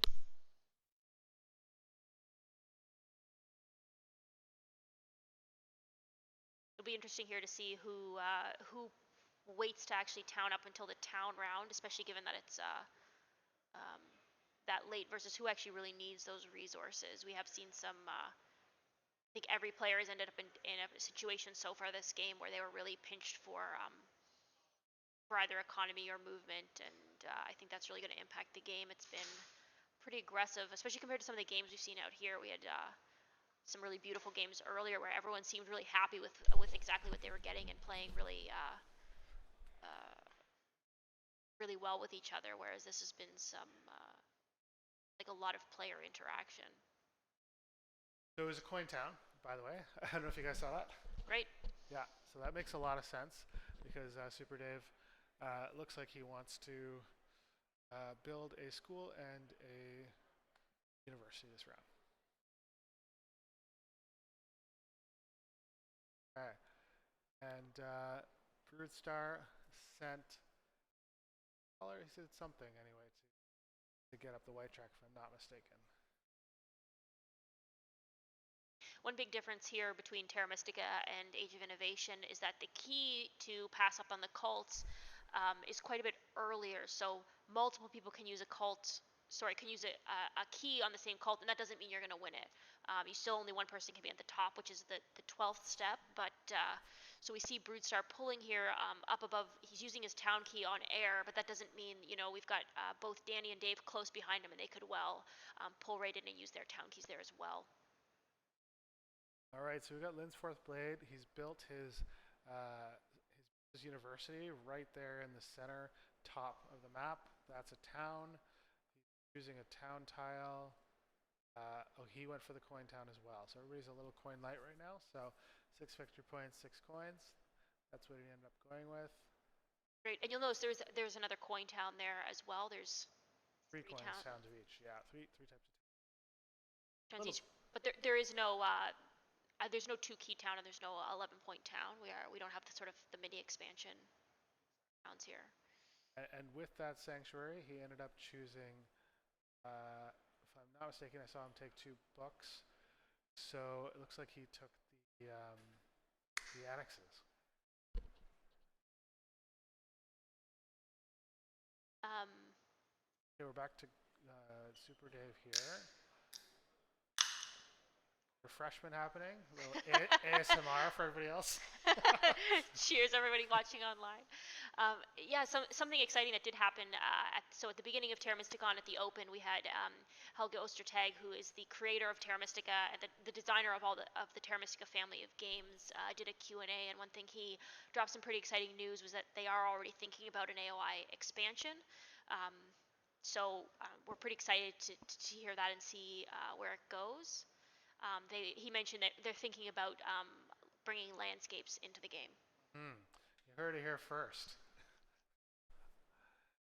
So Super Dave, he did build a school here, and he ended up getting the competency that scores your lowest cult, and that's 3 steps on white. So really good timing for that. Given the upcoming science scoring. He's also in a situation here where he can potentially beat Broodstar to winning white, possibly, but also get 3 victory points a turn for the rest of the game. Okay, and here we're seeing the sanctuary go down. We're getting those big building points happening, and we're just waiting to see what favor he's choosing. He's hesitating there, thinking about the passing for town points, but not taking it. Yep, in the end he takes it. So 3 steps up white. All right, so Broodstar is in a pretty good spot from a science track perspective as well. Okay, so we're like go to Linsforth Blade. He's grabbing a scholar and taking that last spot on the white science track, so he can get in on some of those juicy science rewards. We've got some pretty neck and neck cults here. We can see we've got a tie on both yellow and brown, and we've got 2 people past the key on white. So it'll be interesting to see where these cults actually land. Yeah, it's definitely winning cults is important, just like Terra Mystica. But there are a lot of other points in the game, so it's not necessary to win them, but it can be a game of fine margins sometimes. So it's part of the point salad that you want to build. The complexity of AOI, the many pieces there's so many ways, like even trying to count your income every round. There's so many different parts on your board. It can be pretty overwhelming, but on the other hand, what it really injects is a lot of ways to get out of sticky situations, and I think we're seeing a lot of sticky situations happen here, and it'll be fun to watch.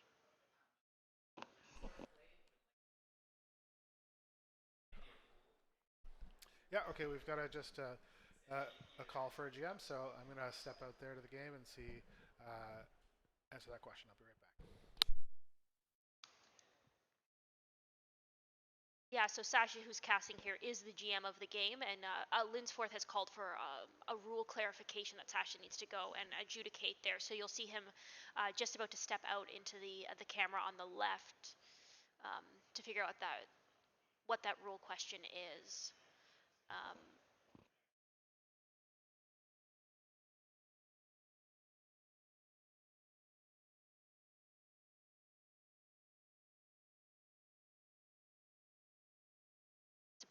it's a pretty. Oh, here we go. Broodstar. Why am I stuck with meme lords? Well, I think that's pretty rich talk coming from Broodstar, who is most known for announcing GG go next every time he doesn't take first place. Of course, in this situation, he did have first seat and was pretty happy with that. Um, okay, Linsworth has returned to the table, but we're still seeing a bit of consultation happening as they clarify here. It's a pretty tough job being a GM and having to adjudicate some of these on the spot, particularly because sometimes you have situations come up in the game that are just really niche questions. They don't come up a lot, and it can be difficult, especially when they're not necessarily written in the rules, and you can't sit and sort of like, for example, play out a game on BGA to confirm how the final ruling is. Um, but it's particularly tough because obviously we have to be really cognizant of how much those rules clarifications can affect the outcome of a game if we rule in favor of one player or another. So it's really important to be impartial.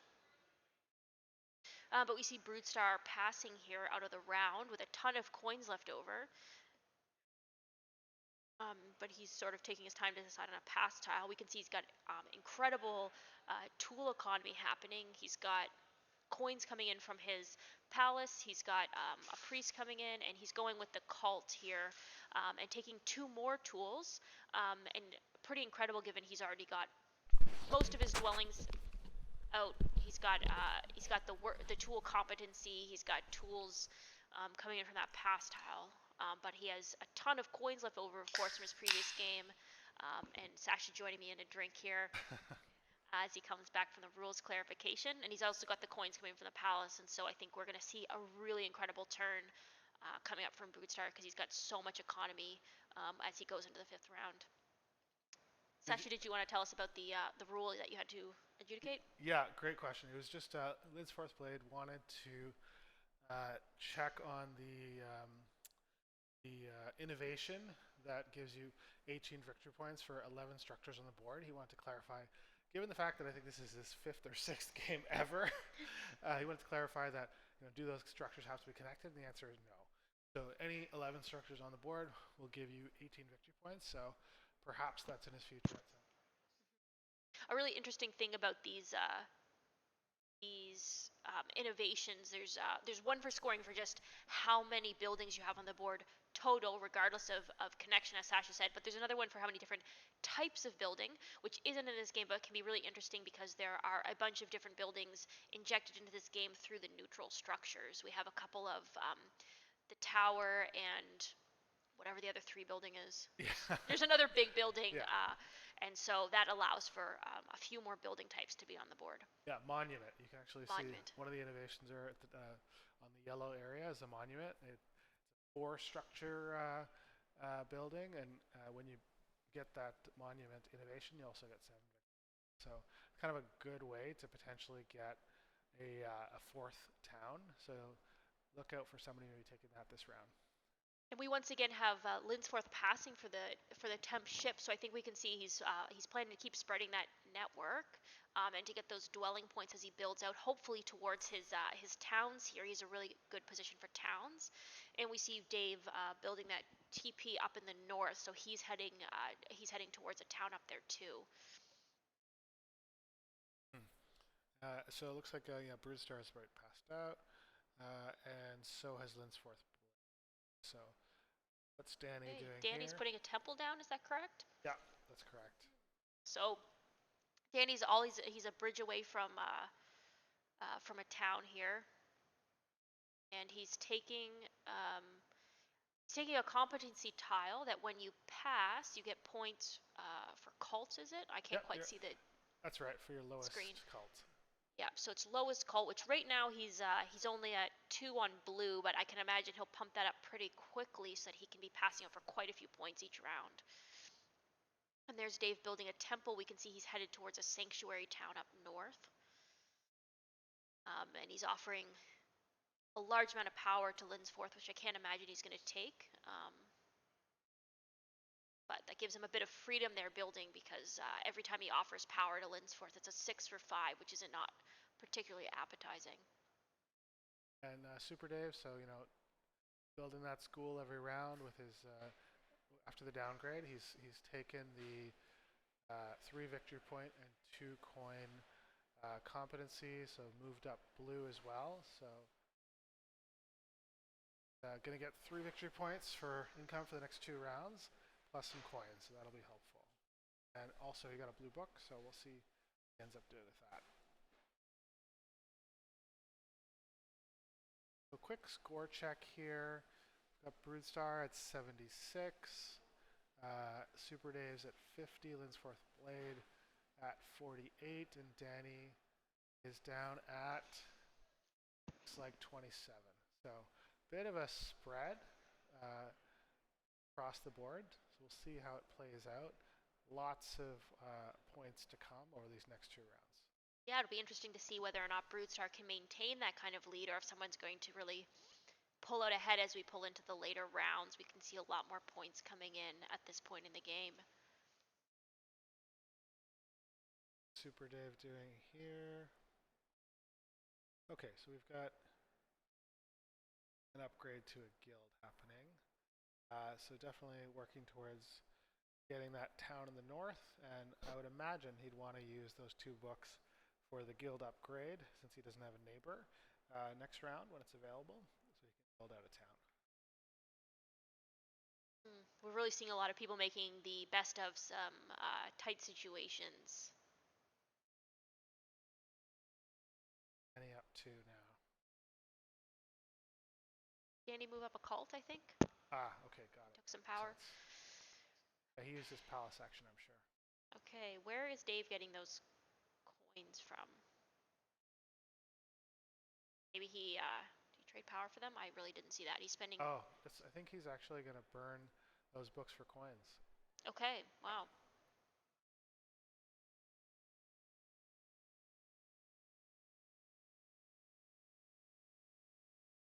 Maybe he's taking it back. Okay, we're undoing a move here.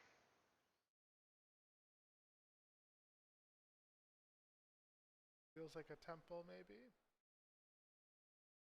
Maybe he's doing a expensive or guild. Yep, that's what it is. Yeah, it sure is. Wow. Okay, so he's just a sanctuary away from a town up there in the north, which of course he doesn't have the resources for this turn, but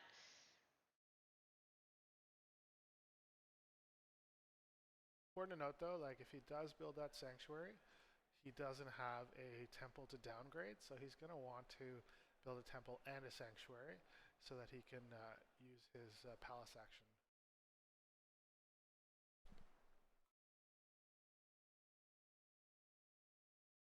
all right, Danny's sending another priest, this time to the water cult. So he is, of course, raising it up, as we discussed earlier, that he's really trying to make sure he passes for a lot of points. An interesting thing about this is it really incentivizes you keeping your cults even. You don't want to have one cult way lower than the others, because that's the one you score with this competency. The tension, of course, is if you do that, then you might put yourself in a position to not win cults. So that's always an interesting tension in this game. I'm really enjoying how much Danny is staying on brand here with his completely silent speaking board. I don't think we'll see anything coming there, as the other 3 have some joking around. Yeah, I don't know if you mentioned it while I was away, but I just noticed the why am I stuck with the meme lords from Broodsstar, so glad to see he's tried something else besides he's the god of AOI.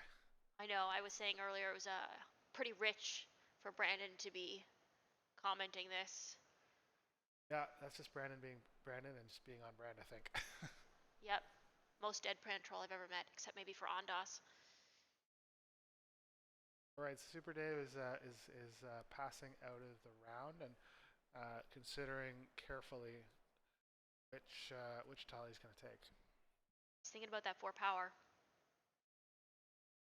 What did he have before? I don't know if I saw. Maybe it was the. Anyway, it's okay. All right, so we just have Danny left. in round 4. More than halfway done this tournament. This game, I should say. He looks like he's converted some power into coins. Okay, right. He's converting some power before passes out of the round. Got himself 5 victory points on the pass from his lowest cult competency or lowest science competency.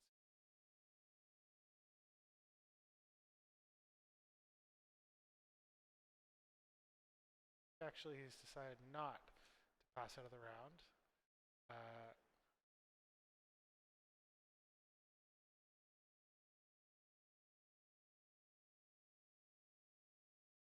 Sure. Thought I saw the victory points go up there for his pass. Not passing, I want to make sure it gets good.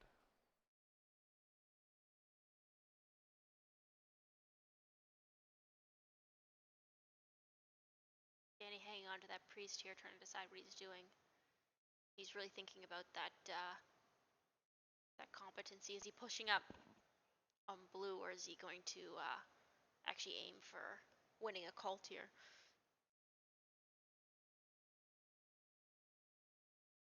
Has Danny flown into town yet? No, he hasn't. So he's using that priest as a bump because he doesn't have a key. So he's got all of his cults there, right, on step 7.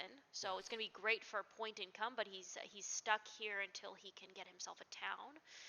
But hopefully we'll see him build a bridge in the next round. He missed out on that opportunity here, but he's got a town ready to go. Yep. And so we see he's sort of added the extra 2 victory points to his pass. So instead of 5, it's 7. So everything looks good from a board state. It'll be interesting to see how he forms a town there in the south. He's got no neighbors, so he's unlikely to TP up there. So are we going to see him perhaps double dig that brown into the yellow, which isn't super appetizing of course. It's one thing when you're double digging to get to a free red, but it's been such a tight game. Sometimes you just have to do what you have to do. I mean, what's really great here for Danny is he's managed to get the guild pass tile going into the guild round. So every one that he builds this round is going to be worth 6 victory points. And he's got all 4 still on his board, so he's really in a good position here. And so does Brandon, although obviously he doesn't have that pass tile, whereas Dave only has 1 guild left, so he's unlikely to kind of pursue points there. I guess the one thing I will say though is with the downgrade palace, when you downgrade it, it's like placing a guild, so you do score the guild for the round, so that'll be good. He'll be able to use that. Okay, wow, yeah. That makes a lot of sense. That does give him some access, and then it's 2 more sorry, not 2 more. It's another temple to build, which is the opportunity for another favor. That's a really great thing about playing with that stronghold, is you have so many opportunities to get favors. All right, here we go. So I wanted to see if Danny has 2 books. He only has 1, so I was thinking it'd be great for him to get that guild upgrade book action, but perhaps someone will beat him to it. I don't see any other books really on the board right now, so see how it goes. But everyone's grabbing their resources, their income for the round. It's worth noting here that Danny isn't able to get his science step as he's locked in at the 7 spot and has no. I do see that he got himself a book. Maybe it was there. I'm not sure where. We can see everyone kind of triple checking their income here, double checking that they counted everything correctly. As you can see, so you're bringing in potential income from your past tile, your competencies, of course, your buildings, and then also if you have any innovations, those can have income as well. So, and then sometimes your faction may be associated with income. So, it's quite a few different spots on your board to check compared to Terra Mystica. And we've already seen many times in this tournament that people become very reliant on BGA to count those income, and it can be really easy, even in Terra, to miss taking some of your income, to miss scoring points, just because uh, you're so busy thinking about the strategy of this game, and you're not used to having to count those where those points and income are coming from. Yeah, even that ninth step on the science tracks provides income, and so Broodstar, would have gotten the 3 victory points income from that there, and also the same for Super Dave. I see actually step 10. Yeah, I really I miss taking my victory point income in a game earlier this weekend. Not that it would have made any difference. I was still well into fourth place in the game that I was playing with Linsforth and Zorus earlier yesterday. Okay, so Broodstar opened with coins, so he's got a ton of resources ready to go, and Linsforth Blade is taking his turn, so the second, fifth round of 6.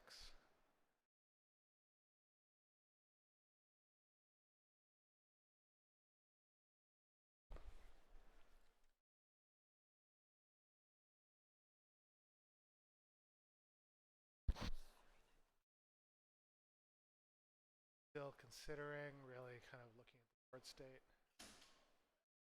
Okay, here we go. So he's built himself a school and taken the edge scoring tile, giving him 3 steps up blue, 3 power there. So clearly he's thinking he wants to get that before he builds out some of these edge scoring spots like in the north and potentially the south as well. We've gone back to Super Dave, who's building up his sanctuary. Okay, so he's set up here for his town, and so importantly he did that because he wanted to win the white cult. And what he's chosen to do is take the 4 power button competency. Probably not the most exciting competency, but here the play is let's take away the white cult from Broodstar, and he can afford to take any competency he wants really because he gets so many of them.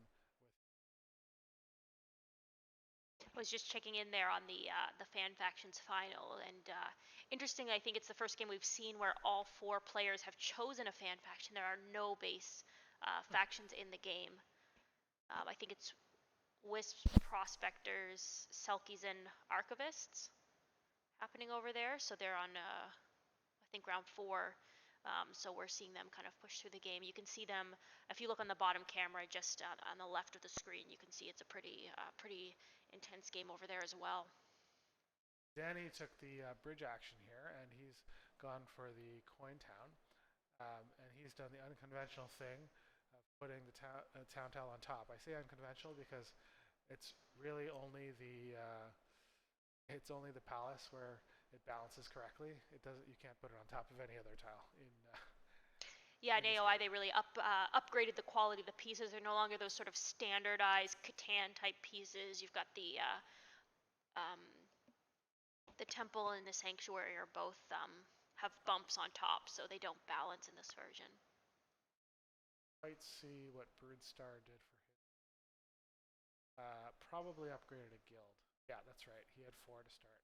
So getting some victory points going there. Played. Got it. So he's done a dig and built in the north there, taking advantage of the edge scoring that he just picked. And as well as his temp ship scoring, so he's got 5 points out of that dwelling. He's really taking advantage of his scoring tiles here. All right, we've got an upgrade, Super Dave. So building guilds in a guild round, always a good idea. I don't know if he's going to have the resources necessarily. Oh, he will, actually. I'm going to say if I was him, I'd want to make sure that I've got a temple to build so that he can downgrade it and take advantage of his palace. But we're back here to Danny. Interestingly, although we've seen 13 competencies go, it's a lot of books in play, but we only actually have one innovation so far. We're seeing a lot of book actions. So Linsforth does have 3 books sitting there, so there's potential, but and Danny's got 2, but it seems people are really favoring those book actions this game. Agreed.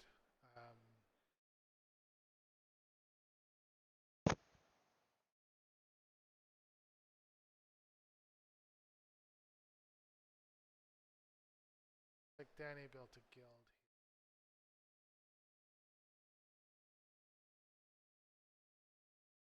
scored the 6 victory.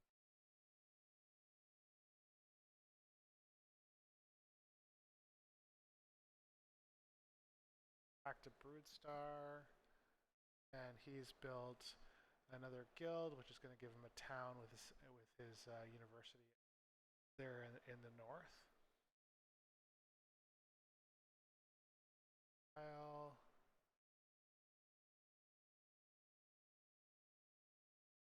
Got the cult town happening. Yeah. Seeing him move up the tracks here. But interestingly, only taking 2 power income out of it.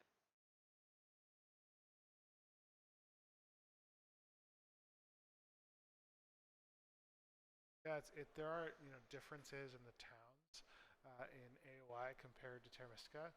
Personally, I think there's sort of a lot of corrections. Like one thing that stands out to me is the power town in AOI is worth 8 victory points, and you get power, which I think is sort of more fair than the amount of victory points. I think it's 6 in Terra Mystica.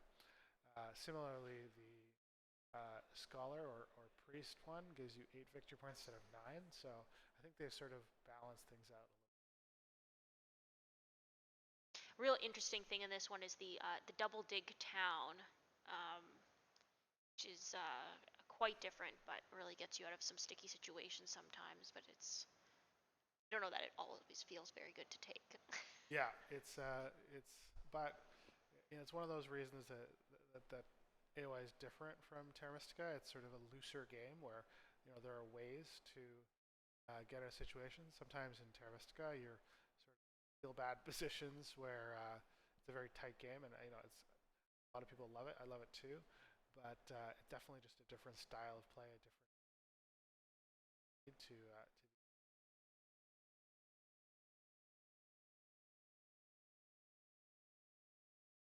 All right, Lynn's 4th blade did something which I didn't quite catch, but. Oh, and Dave's taking the worker action, the tool action here. Yeah, that makes a lot of sense. He needs some tools to be able to do his upgrade or his build his temple. And we've got Danny taking that book action to get his TP down below, so we can start to see where his town is forming there. Maybe he's intending to expensive TP, or maybe he's planning to just wait until the next round and take that book TP again. Yeah, I'd imagine he'd do the expensive TP round just if he can afford it, just because he's going to score 6. And looking at Super Dave here, he doesn't have enough books, really, or sorry, enough coins probably to do the things he wants. So I bet you he's eyeing that book action for 6 coins.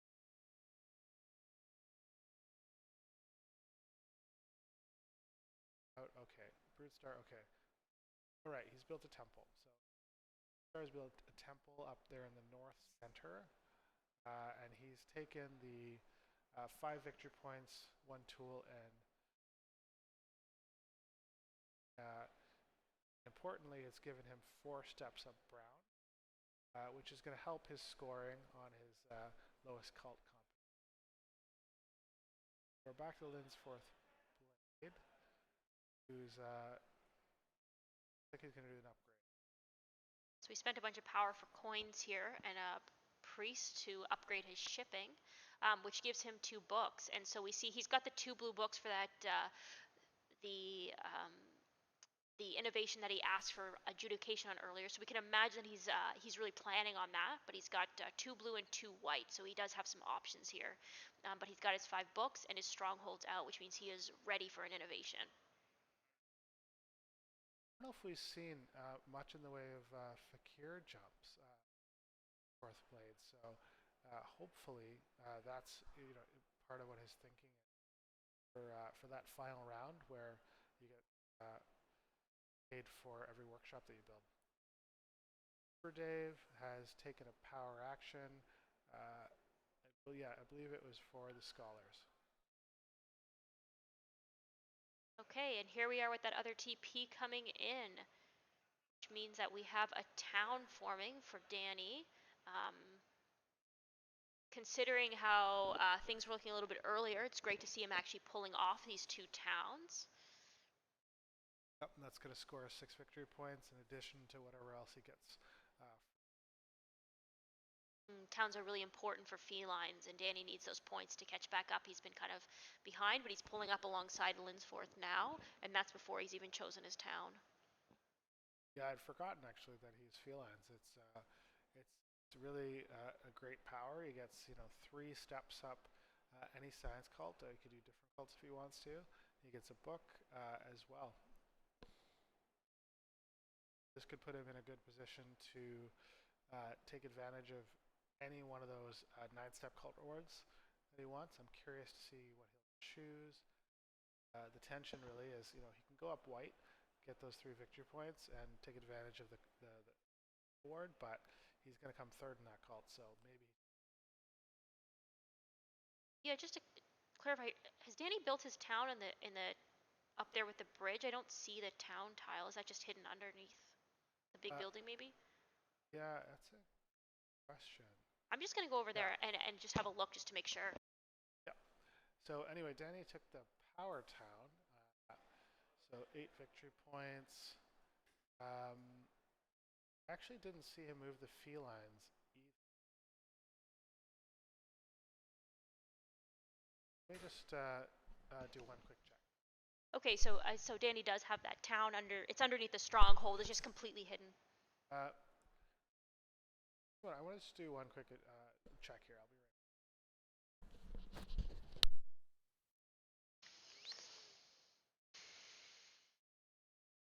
Okay, so Danny, who has this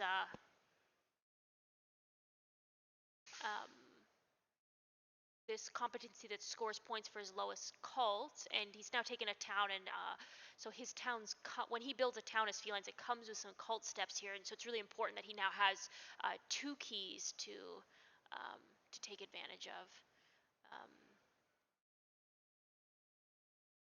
Sash is just at the table there, just double checking that everything's being done correctly, and he's coming right back, so I think we're all good there.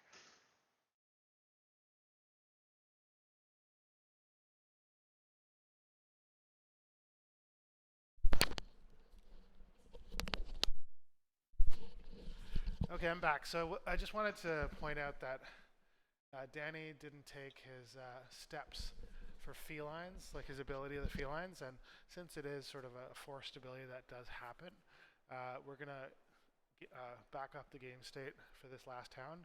He did miss it on the first town, but it's too late at this point, so that's the call I made it as the adjudicator here.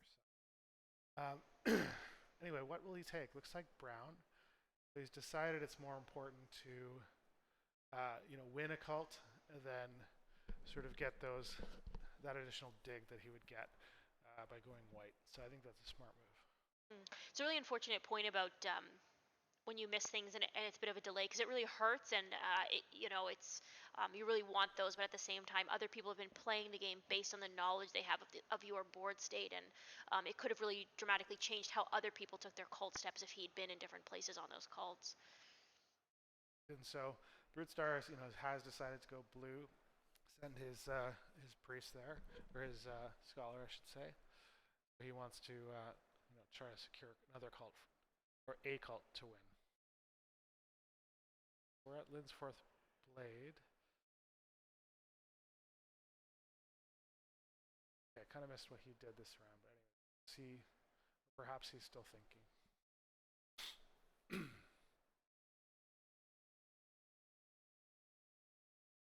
I think we're on to, yeah, we're on to Super Dave. So Super Dave has sent a scholar to blue here. Um, the scores are getting a little tighter. We've got Brute Star at 96. Looks like Danny's at 79. Uh, and Super Dave 74, and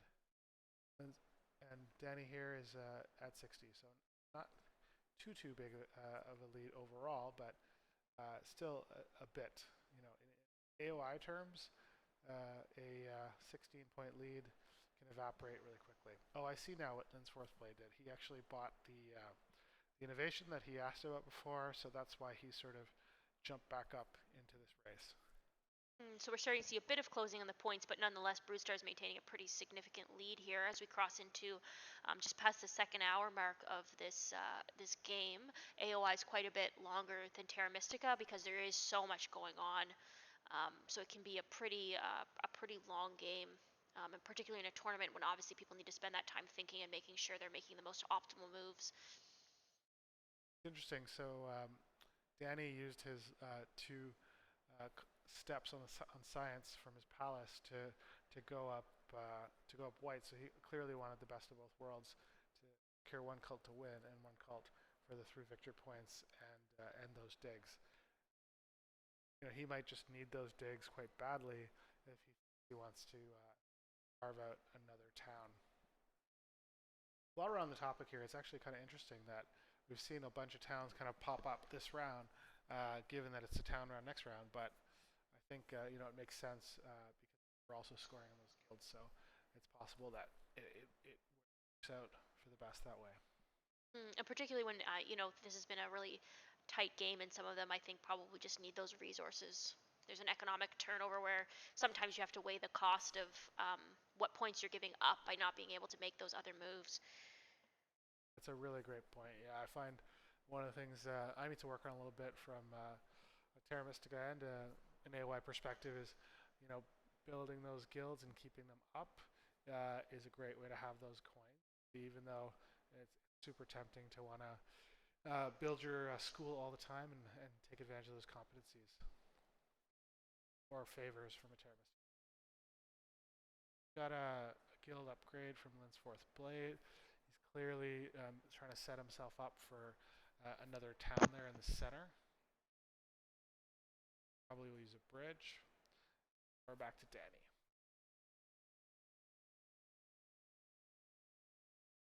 His resources, grabbing a scholar.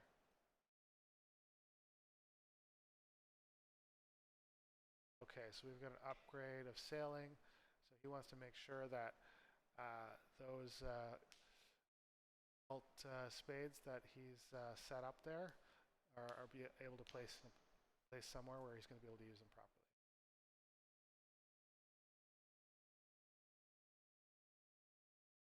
Looks like he's got one sailing. I'm just trying to think where he'd want to go.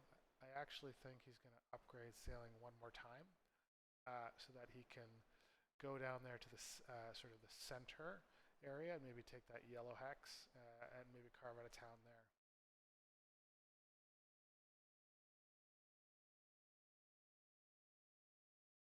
Star made a move. I kind of missed what it was. Just keep going. Okay, and we're back to Linsforth, who's really making quite a bit of move to up his points lately. We're starting to see this gap close a little bit. But he's down to 2 workers and 2 priests, and he's got no power, so he's kind of getting to the end of his round here. Whereas Broodestar still has coins, workers, and a priest, so he has some more potential in his turn.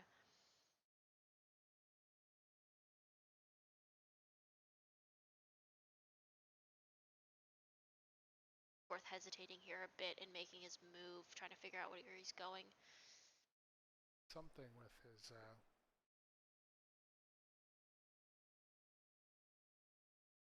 think he's got a Maybe it was another. Not sure where he ended up going actually. Okay.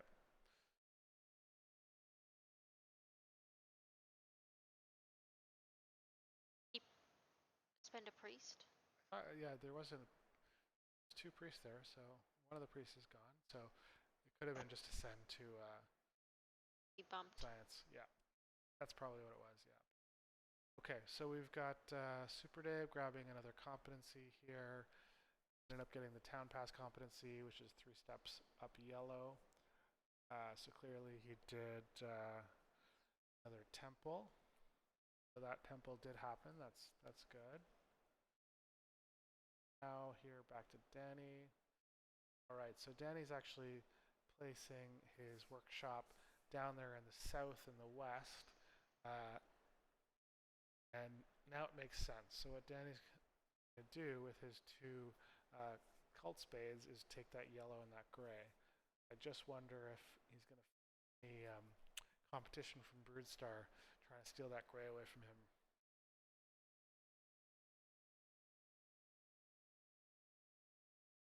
It's interesting to be at this state in the game. It's not often you're playing a game where you're really and truly rooting for all four players, but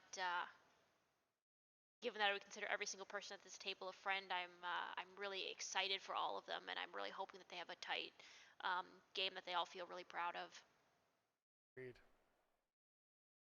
Okay, so we've got the first pass of this round. Broodstar's passing out into the final round. He's put back the two tool pass tile and grabbed actually. Priest. Ah, there it is. Yeah. Okay, All and right. he's passed for points. Between Sure. his, he's got points for towns and points for his lowest cult step happening. So um, that really brought the gap back up, and it's going to be hard to catch up at this point. I think he's really starting to see him put his money where his mouth is in terms of his confidence this game. I always like to say Broodstar is kind of like a Kobe Bryant goldfish. You know, he just does not remember the loss he had the game before. uh, yeah, you can really feel the tension at the table at this point in the game. People are trying to calculate out how they bring this score back up.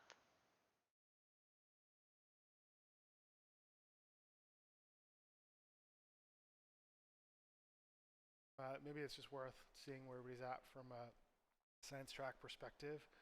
Uh, Super Dave has won the white cult. Looks like blue is looking like a good position for Star. Uh, Danny's sort of, I think, probably going to be a good position for brown and a little bit of an open game for yellow. So we'll see how it plays out. And, I see a bunch of those science reward spades this round. 3 of them to Super Dave. And for the Terra Mystica crowd here, one of the cool things about having 12 steps on the science track rather than just 10 is have a 4 reward like a spade, you get 3 of them. So I think that's quite cool. So 3 spades for Dave, and then we're going to have 2 spades each for Broodstar. And unfortunately, only one for Linsforth, who is there. I think his network is really a spot where he's going to score here. He really is not. He's really not likely to get too many points from the cult track, which makes it hard for him to catch up. And he's kind of the closest to catching up with Broodstar here. Where's Danny's marker on? It's on the same tile as Dave. They're both at 72. Just hard to see it on the color of the track. Oh yeah, there it is with the shadow. It helps. All these IRL problems, right? But Yeah. super exciting to actually like play this game in person. And this is the first really big in-person AOI tournament that I know of anyway. Anyone who currently definitely speak up in the comments, but it's a big milestone and hopefully one of many to come. Okay, so we're on to Super Dave here. He has done an upgrade to his sailing. Probably wants to make sure he's maximizing those 3 spades he's going to be getting. I would think he's going for that red out there in the east in Halifax along the edge, and maybe getting some edge scoring to help make the most of it.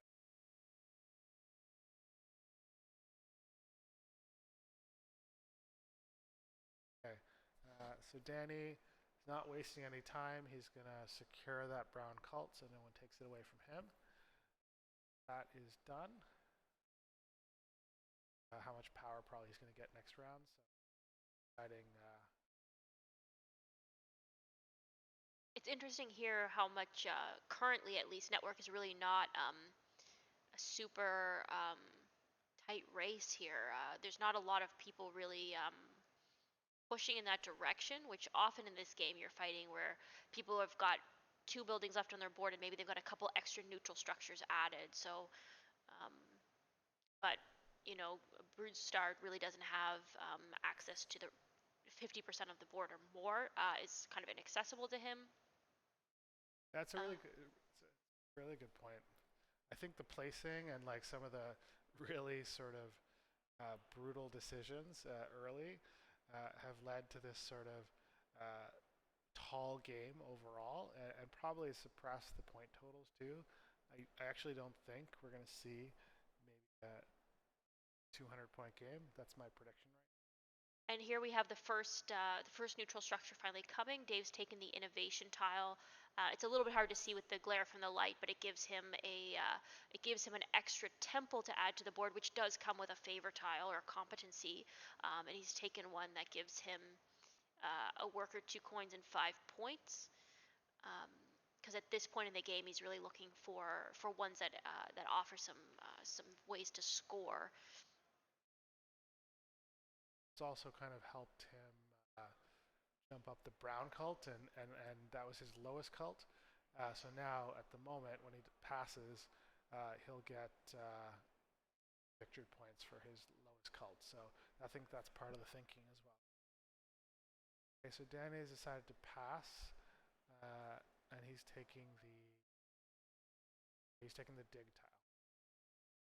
Okay, so it looks like we can anticipate Danny kind of spreading down there through the southeastern corridor, trying to spread a little bit more. He has a lot of dwellings available. Maybe he sees another town in the works, although he doesn't necessarily have a ton of economy.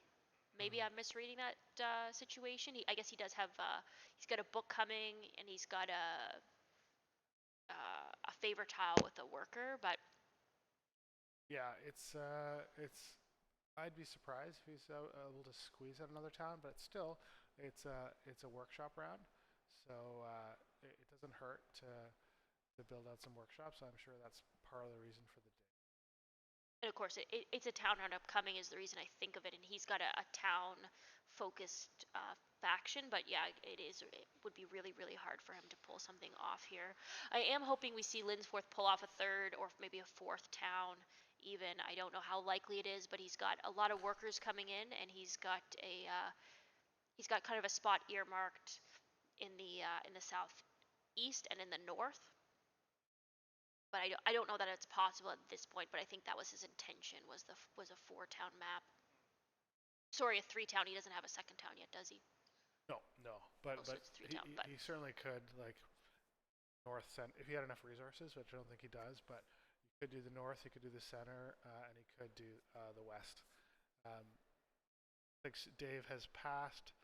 Uh, if I'm not mistaken, he's looking at what style he wants to take, and keeping it fresh with the commentary. He's Broodstar is babysitting club, so love that.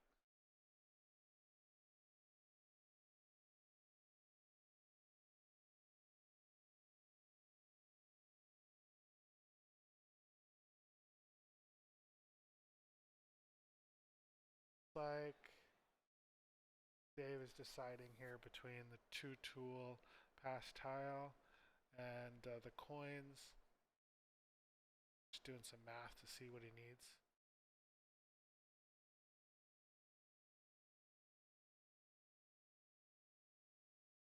The rest of the table, I think, it's working out their income.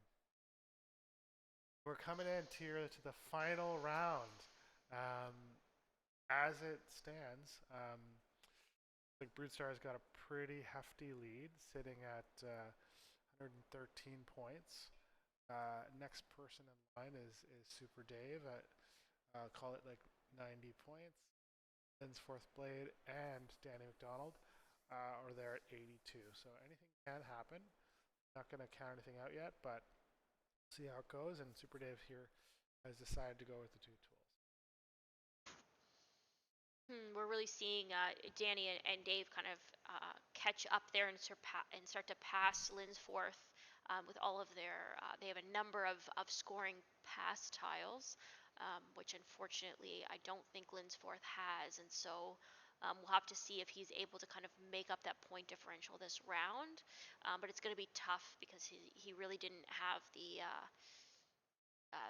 the circumstances for him to get those towns that he was really anticipating. So it looks like everybody's taking their cult spades, and interesting to me is Broodstar didn't take any of Danny's spots, and I think really part of it here is Danny will probably just dig him back, being Danny. So let's see, Gray is carving out. Dave's kind of carving out a north and the west, I think, and Broodstar is checking that what he's doing is legal. Uh, Just interrupt here with some exciting announcement that Zorito, who's come all the way from Sweden to Montreal for TMCON, has just become the champion of the Fan Faction tournament. So congrats to him. That's an incredible win. that's great, amazing, really cool. You know, we've got people who have different focuses here. Some are really into TM, some are really into fan faction, some really into AOI. It's a big family here in the Terra Mystica world, so room for everybody. Yeah, and if you're thinking about coming next year, it's really it's more affordable than you think to come here from Europe. It's one of the reasons we picked Montreal. I realize obviously it's not necessarily remotely within anyone's financial situation, but I think many people who came last year and this were surprised that it was a lot more affordable than they thought it was going to be to fly to Montreal. And you got a great exchange rate because the Canadian dollar is not doing that well compared to the euro or the pound. So I hope to see you all next year. 100%. We love to host here, and plans are to make this an annual. It's 2 in a row now, so more to come. Okay, so everyone's grabbing their income, updating their power, looking around the board here. Good amount of resources across the board. I'd say the one that stands out, Lynn's Fourth Blade, is perhaps a little lower on the coins. But let's see, what is? Oh wow, okay. Broodstar, he didn't use his cult spades to take Danny's spot, but he just waited to just dig it, hard dig it, using his upgraded digs. There you go. Gave him a false sense of security and made Danny waste his cult spades for nothing. And really, like pressing that lead ahead, I don't imagine we have the room for somebody else to catch up at this point. But you never know. It can be we can really see some swinging in the round six. Just seeing, yeah, Broodstar does have edge scoring, so he's scoring 5 victory points for that workshop that he put down. And interestingly, nobody ended up on the temp ship river scoring pass tile this time around, so didn't see exactly how that worked out, but perhaps someone hogged it to the end of the round. Okay, we've got Dave here. Looks like he's moving his resources around turn planning. Looks like we've got a temple anticipated, and then another TP and a dwelling. Oh, and Danny is laying a dwelling here, so we've got. Gonna score a couple points for that.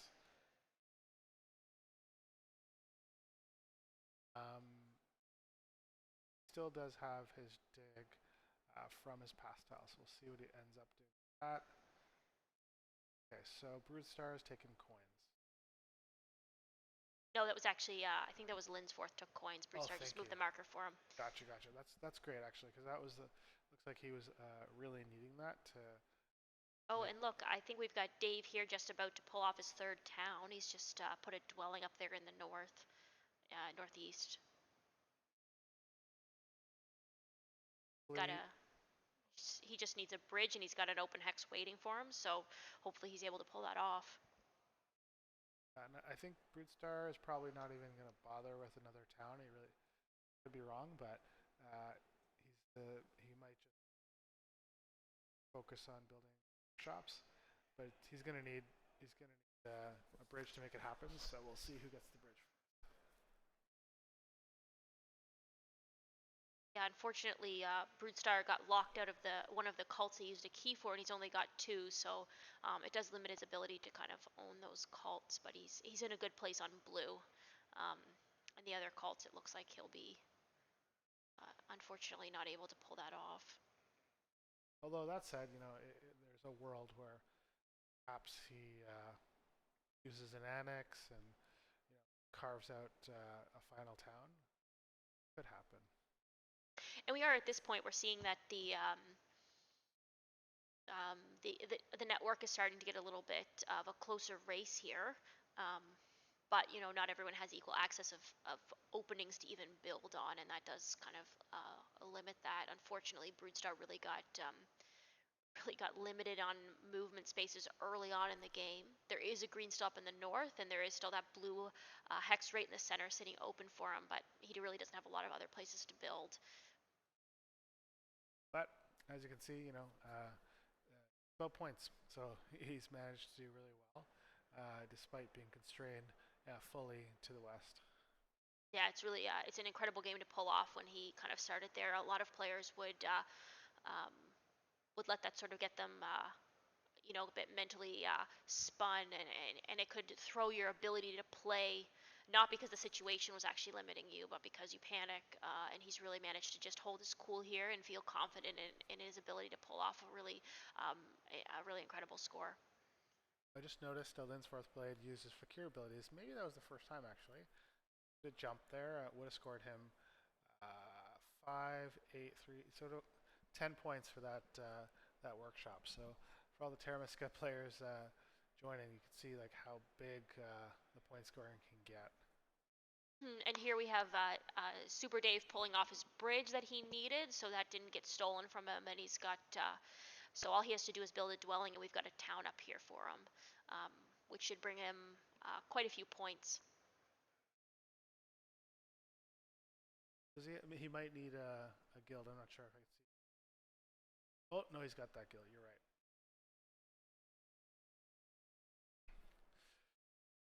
That one workshop there on the edge will score him edge scoring as well as for the round. Okay, Danny's taking a priest here with his power. So he's now got two priests. I think Danny still only has two towns, correct? That is correct. Okay, so we're probably looking at some upgrades for. He's got 5 books, I notice. So he's probably planning to innovate here. Maybe he's going to upgrade digs or for points.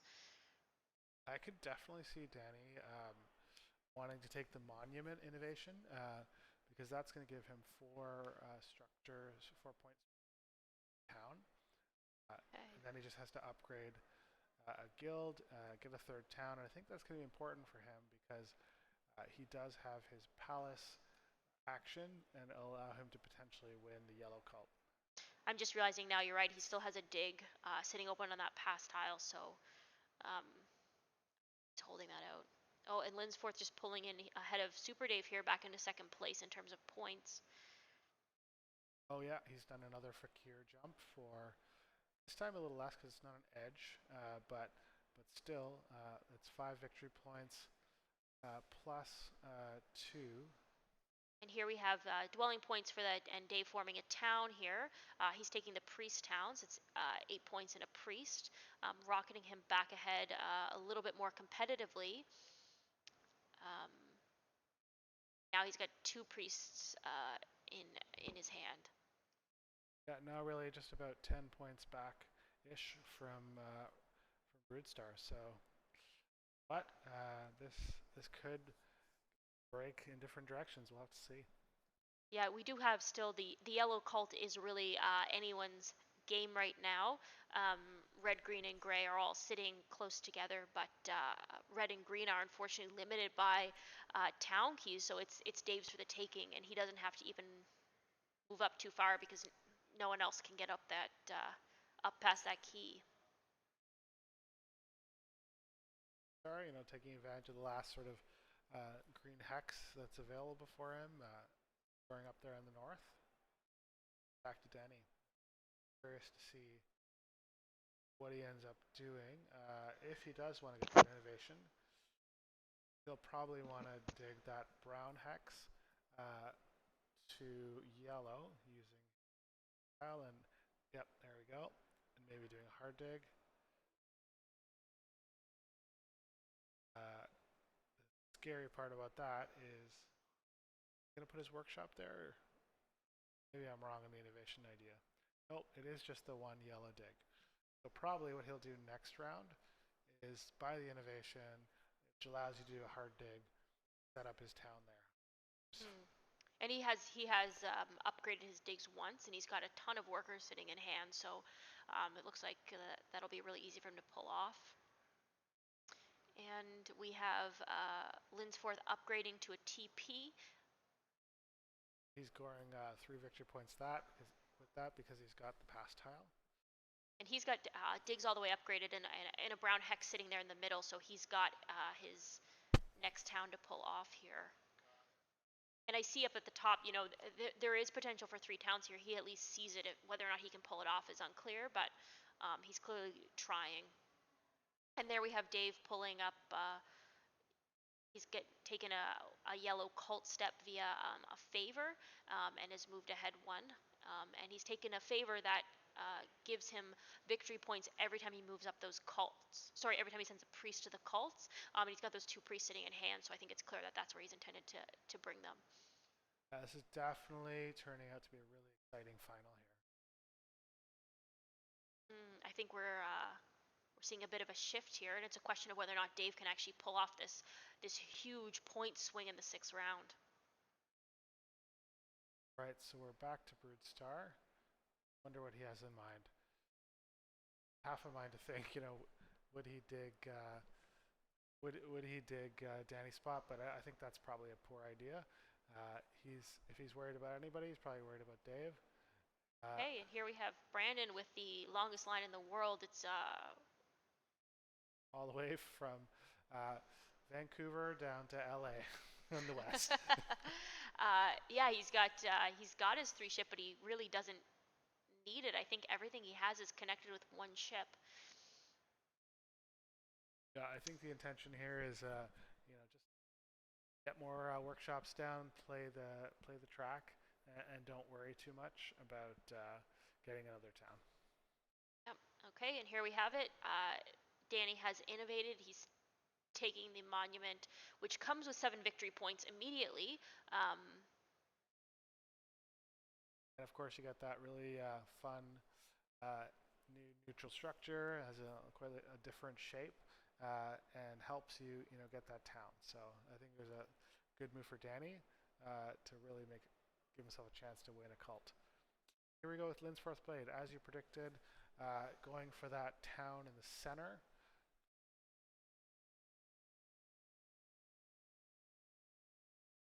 Is it a town yet? It is a little hard to see in this light. Sometimes you can't tell what building someone has out.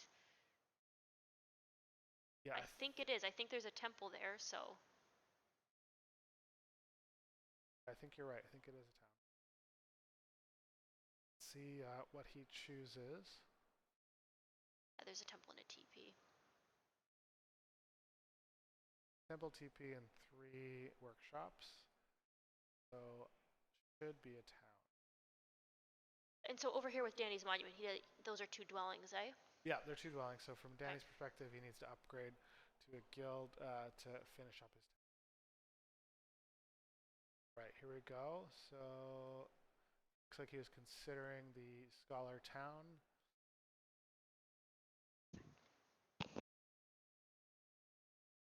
See what Linsforth Blade ends up going with.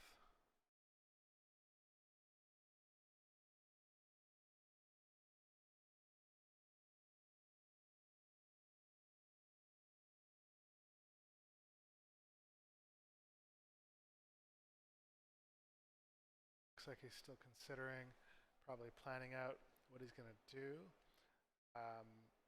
Not a lot of resources left for him. Probably had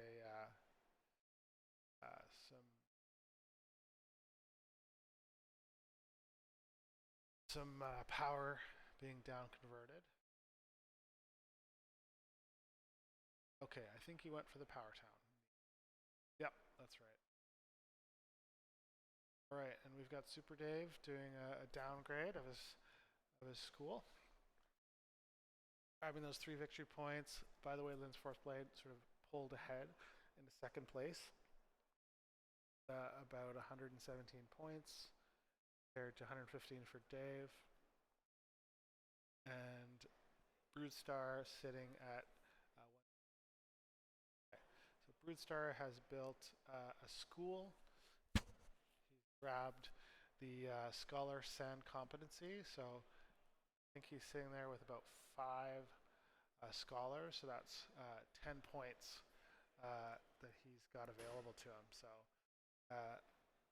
10 more points, definitely from Scholar Sands. The only thing about it is only one of them really will move the needle for him in terms of going up the track, but you still can send the Scholar despite that and get the 2 victory competency. Well, actually, you know what? I just realized he has Scholar Pastile, so those 5 scholars are worth 20 victory points, not 10. So, math right? Yeah, that's right. 4 times 5 is 20. So, it's going to be really hard for anyone to recover from that, I think. Okay, so there's Danny's TP going down. He's getting his town here.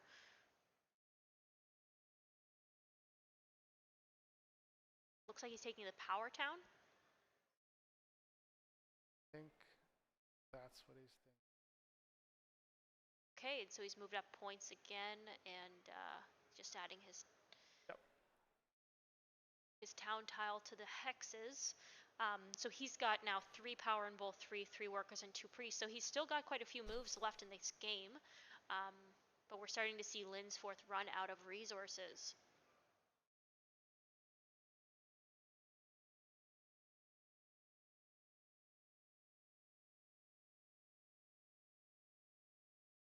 Okay, so upgrading to a guild to score himself those 3 victory points.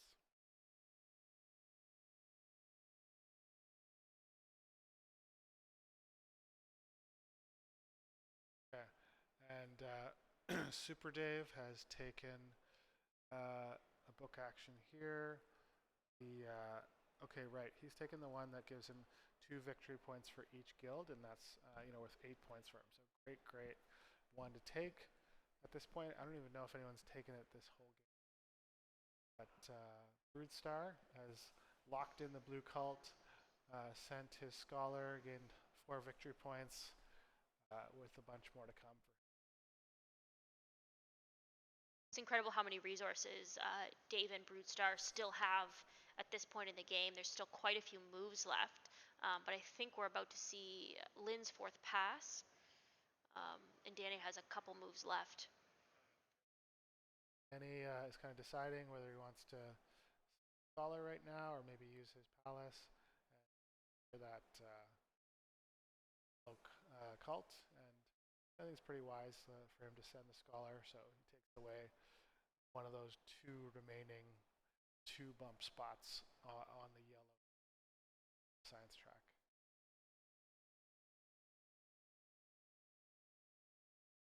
Okay, we're back.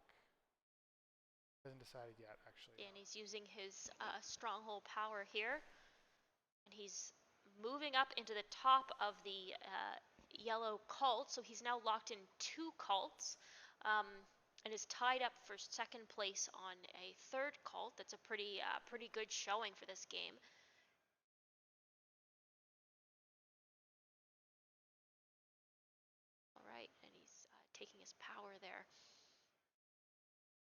So we're now moving to Lynn's fourth, and it looks like we're anticipating this to be his last move. He's got one priest out and no other actions.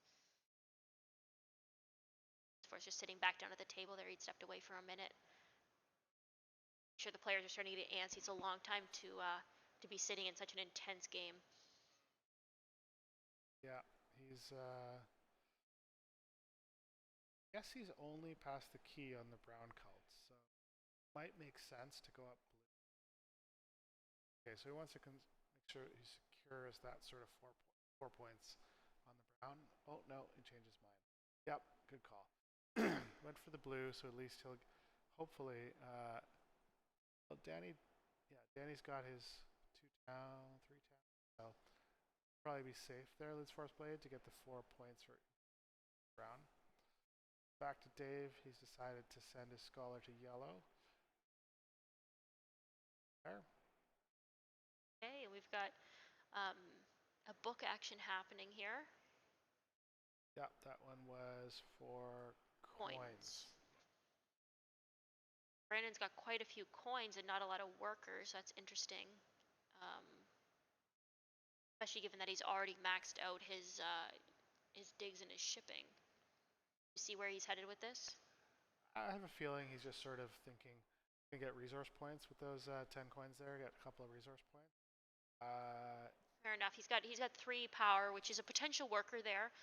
Maybe he's trying to get that last dwelling down somewhere, but I don't see a spot for it to go. He's just got those priests really as the rest of his turn, but no town keys. So maybe I guess his priests are probably converting to workers at this point. He can't go anywhere else. Well, actually, no, what he'll do, I think, is each time he sends one of those priests, regardless if he actually goes up a step, he'll get 4 victory points for all of them. So oh, incredible! Okay, that's like 16 victory points sitting there on the table. All right, we're back to Danny here. So he's got a couple of scholars left. What does he have in mind?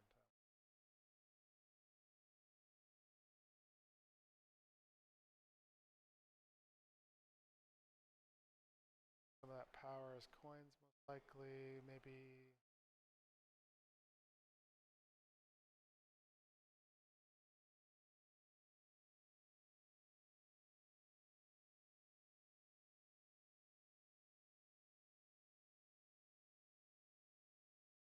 Yeah, just hesitating and deciding what to do with her.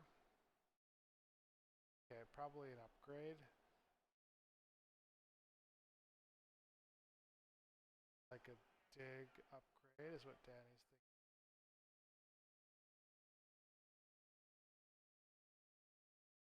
Yep, that's what he did, and it got him. Could have got him. Oh, sorry, not a dig upgrade. Sailing upgrade.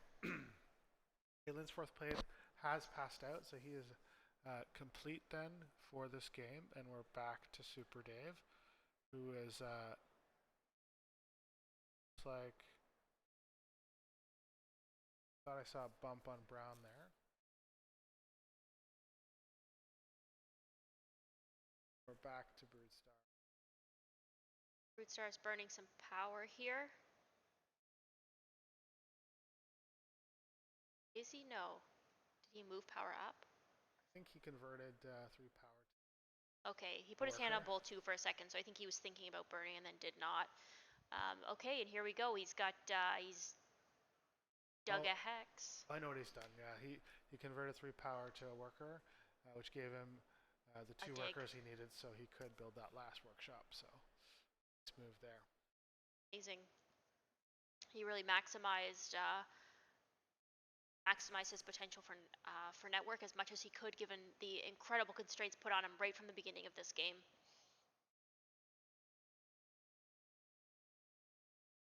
If we're just looking at the network, so what a lot of the ways in Termistica where you track network is look at how many structures are left in the board. With AOI, it's slightly more complex because you also have to subtract any neutral structures on the board as well to do that calculation. So let's just go around the horn here. So when we look at Lynn's fourth blade, he's got 4 structures left on his board. Everything is connected with his Fakir jumps. And one, do you have a neutral? No. Neutral, so that's where he's at. Okay, Danny McDonald has passed out of the round. He got some scoring there from his lowest cult competency and landed there at 117. Anyway, Lawrence fourth blade, 4 structures left. Let's take a look at Super Dave. From what I could tell, connected. Counting his resources here. He's clearly really trying to math out the end of his turn, see if he can pull this off.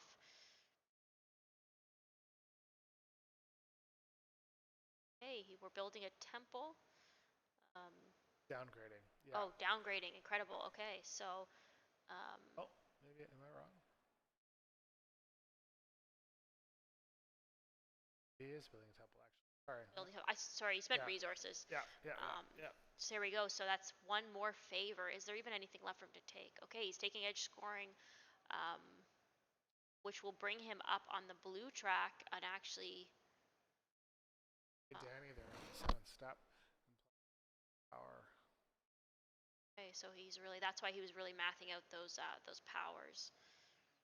So he's capped his power. Now he's got 6 power in both 3 at this point in the game.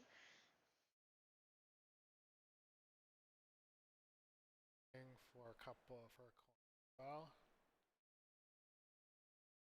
star just sending priests. So yeah, I think Dave needs to upgrade his sailing one more time to connect. Okay, but he's putting a worker there. Okay, so now he's tied up with Brood-Star on the brown track. He's trying to pinch away any points he can from Brood-Star, who's holding a solid lead over him, and moving up a few victory points there. Yeah, everything Dave's got to do here is really try to find those differentials to make up the difference.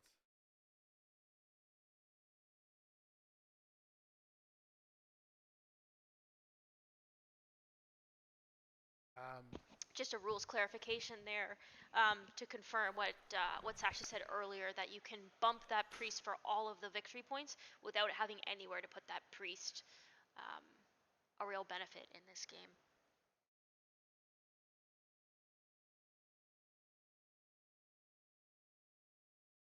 So back to the network piece here. If I look at Brood-Star, he also has 4 structures left on his board.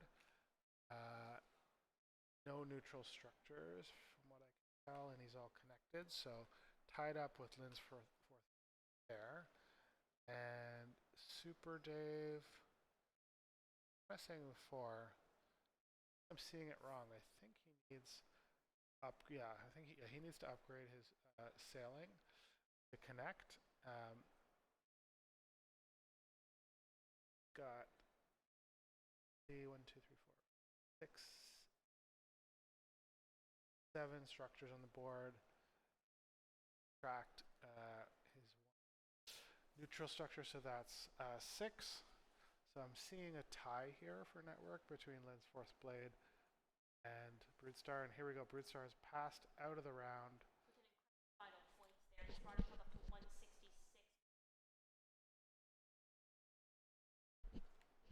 Yeah.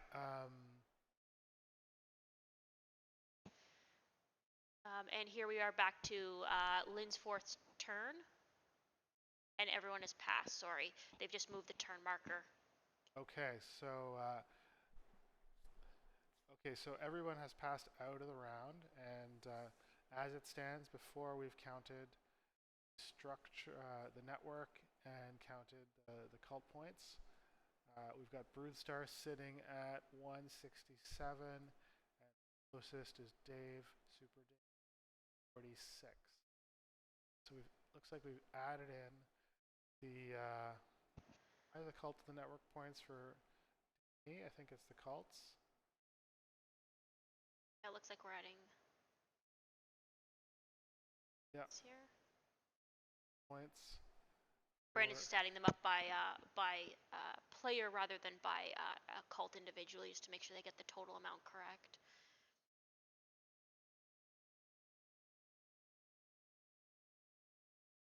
The green cults, that gets them up to 181. Now I think network is the next piece, which should be tie between Linsforth Blade unless they already put that on the board. Okay, and we can just see him behind there, Weberage, who is one of the alternate GMs for the TMWO, because our GM Nerdcube was in the game, and so he's arrived at the table just while we're in here, um, just checking in that everything's okay at the end of the game as they finalize those points.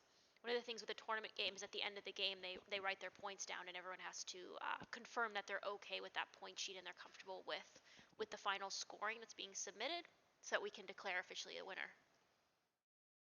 It is. It's looking like after all the points are done here, maybe there's some resource points to finally catch up, count up here, but looks like we have our very first AOI TMCON tournament winner in Broodestar. I mean, he's been saying since day one that he's going to win everything here.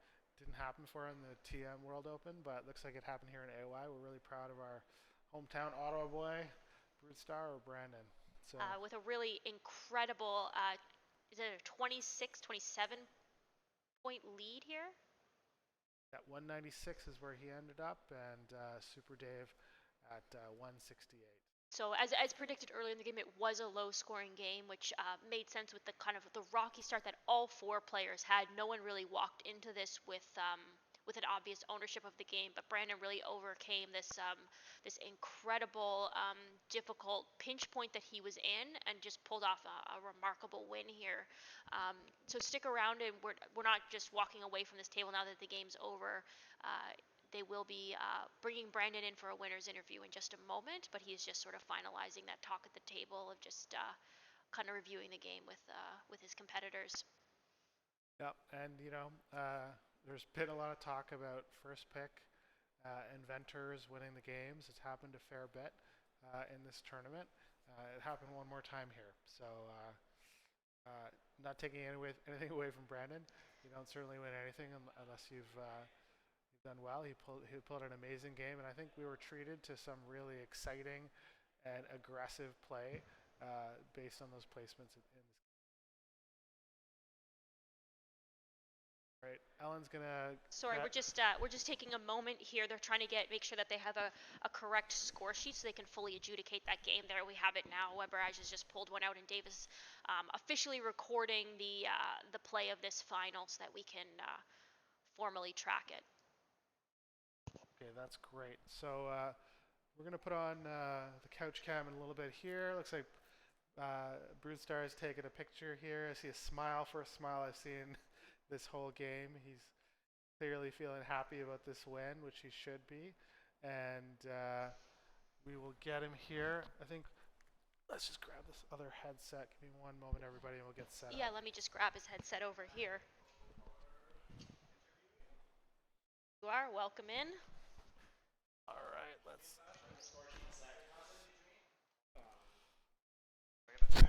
Welcome to Broodestar, our official first ever Terra Mysticon AOI Championship. Hell yeah. How's it feel to win the first AOI Championship? I feel nothing. I expected it. I told y'all I would win. Then I did. He did. Uh-huh. Congratulations, man. It was really great. You know what? You've been playing a lot. How many games of AOI have you actually played, do you think, so I'm far? not sure. Like, however many we played in person, I would estimate around like 20. Yeah. Is our sound? Have you been like grinding online, or are you just like? And then I played around like 50 or so, or 60 online, so somewhere in the range of like 70 to 90 to 100. Okay. Got it. And Is their sound supposed to keep cutting off, or? Yeah, it's Okay. Yeah. Okay. It is. You're good. It's just the mic. It's just the headphones, but Got we it. can hear you. Yeah. So, how did you feel with the that sort of open where you really got cut off there and stuck on the west side of the map? It was a very weird sort of starting placements, and so that really like dictated. I took the sort of standard green hex on like sort of central island on the left because I don't want gray to screw with me. Yeah. And then I saw gray went up there, so I'm losing my hex. And then red went to the island to the west. You think he was trying to attract you to come join him over there? No, I think he really didn't want that. But when we had sort of gray and red over here, Hmm. like th these are my two starting positions, Yeah. like either on the west or in the south. Yeah. If I take in the south, all I have is like a water hex, and then we all just like fight and die. Hmm. So I thought if I start in the west, I'm first player, great advantage. I'm just gonna single spade. I have my town pretty much figured out, and red's gonna suffer. Let's do it. Yeah, it proved like a really, really good move. And then I thought, that one moment where you sort of dug Danny's hex that he'd left hanging for a long time, that red hex. Were you thinking you were gonna like ping ping and go west and sort of expand that way? It was never really like that good of a hex for me. Uh, it was mostly just I had upgraded digs on round 2, let's be mean. And also I needed to stall a bit just to get on his tile. That was pretty much it. I see. I see. Gotcha. Gotcha. Well, it was a really incredible win. That was a huge point lead to have, particularly given how much you really got kind of stuck there in the beginning. They kind of went after you. Um, so I look forward to you being really insufferable at this win for the next year. You're gonna hear about it like Yeah. every single day. Yeah. Yeah. I can't wait. I have no doubt. How are you feeling about your BGA season though coming up? Like, are you staying competitive on the world scale? We're gonna have to look at that. I'll try and start grinding again. I don't know. Maybe I'll get motivated, try and hit like #1 ELO because I haven't been playing as much recently. But That's fair. That's fair. I mean, if like, if arena comes out, like let's grind. that's what I'm thinking too. We're still on beta for AOI on BGA, but I imagine that's gonna change to full access soon. And when that happens, arena scene is gonna be exciting. So my hope here is that this con is gonna grow the AOI base. Mm-hmm. What I was a little surprised with is a lot of the real experts in the Terramis community are sort of not yet dipped their toe into the AOI waters quite as much yet. So a lot of room there and a lot of room for new sort of stars to make it like yourself, Brandon. Although I will say you did make top 16 last year. I did make top 16 last year. Yeah, Insufferable all year. but not this year though, eh? No, not for the TM World Open. Did you make top 16? No, not this time. I was an alternate. I could only play when they needed to make numbers, so I was limited actually in my opportunity to become a top 16 semifinalist in the Fair TMWO. point, Alan. Fair point. And then I heard leading up to this, because I kept saying that I would win this tournament, that I was being overconfident and that like we'd see and whatever. Sure. And then I was wondering like, how did you place in this tournament, Mr. like best AOI player, most games played? My focus really is on growing the game and educating everybody. So my score is kind of irrelevant for this conversation. Yeah, and he's really, he had to spend a lot of time organizing and reffing, and it's really That is distracting to play a true. game when you're organizing. So That would explain why your play was that bad, yeah. I will say, Brandon, though, like I think I like this new nickname for you, Kobe Bryant Goldfish, because you just like you never remember what happened in the last game. You're just kind of fully confident for the next one. So it's good. Everyone can learn from that. Alrighty. all right, well, I'm Ellen, and this is Sasha, and we're here with Broodstar, the first ever TerraMysticon AOI World Champion. Congratulations. Well done. Have a few beers tonight. Have a good time out there. Okay. We're going to. Yeah. Hell yeah. Awesome. Take Okay. care. Cool. Thanks everybody. Thanks for tuning in, and look out for new stuff in the stream coming soon. Bye.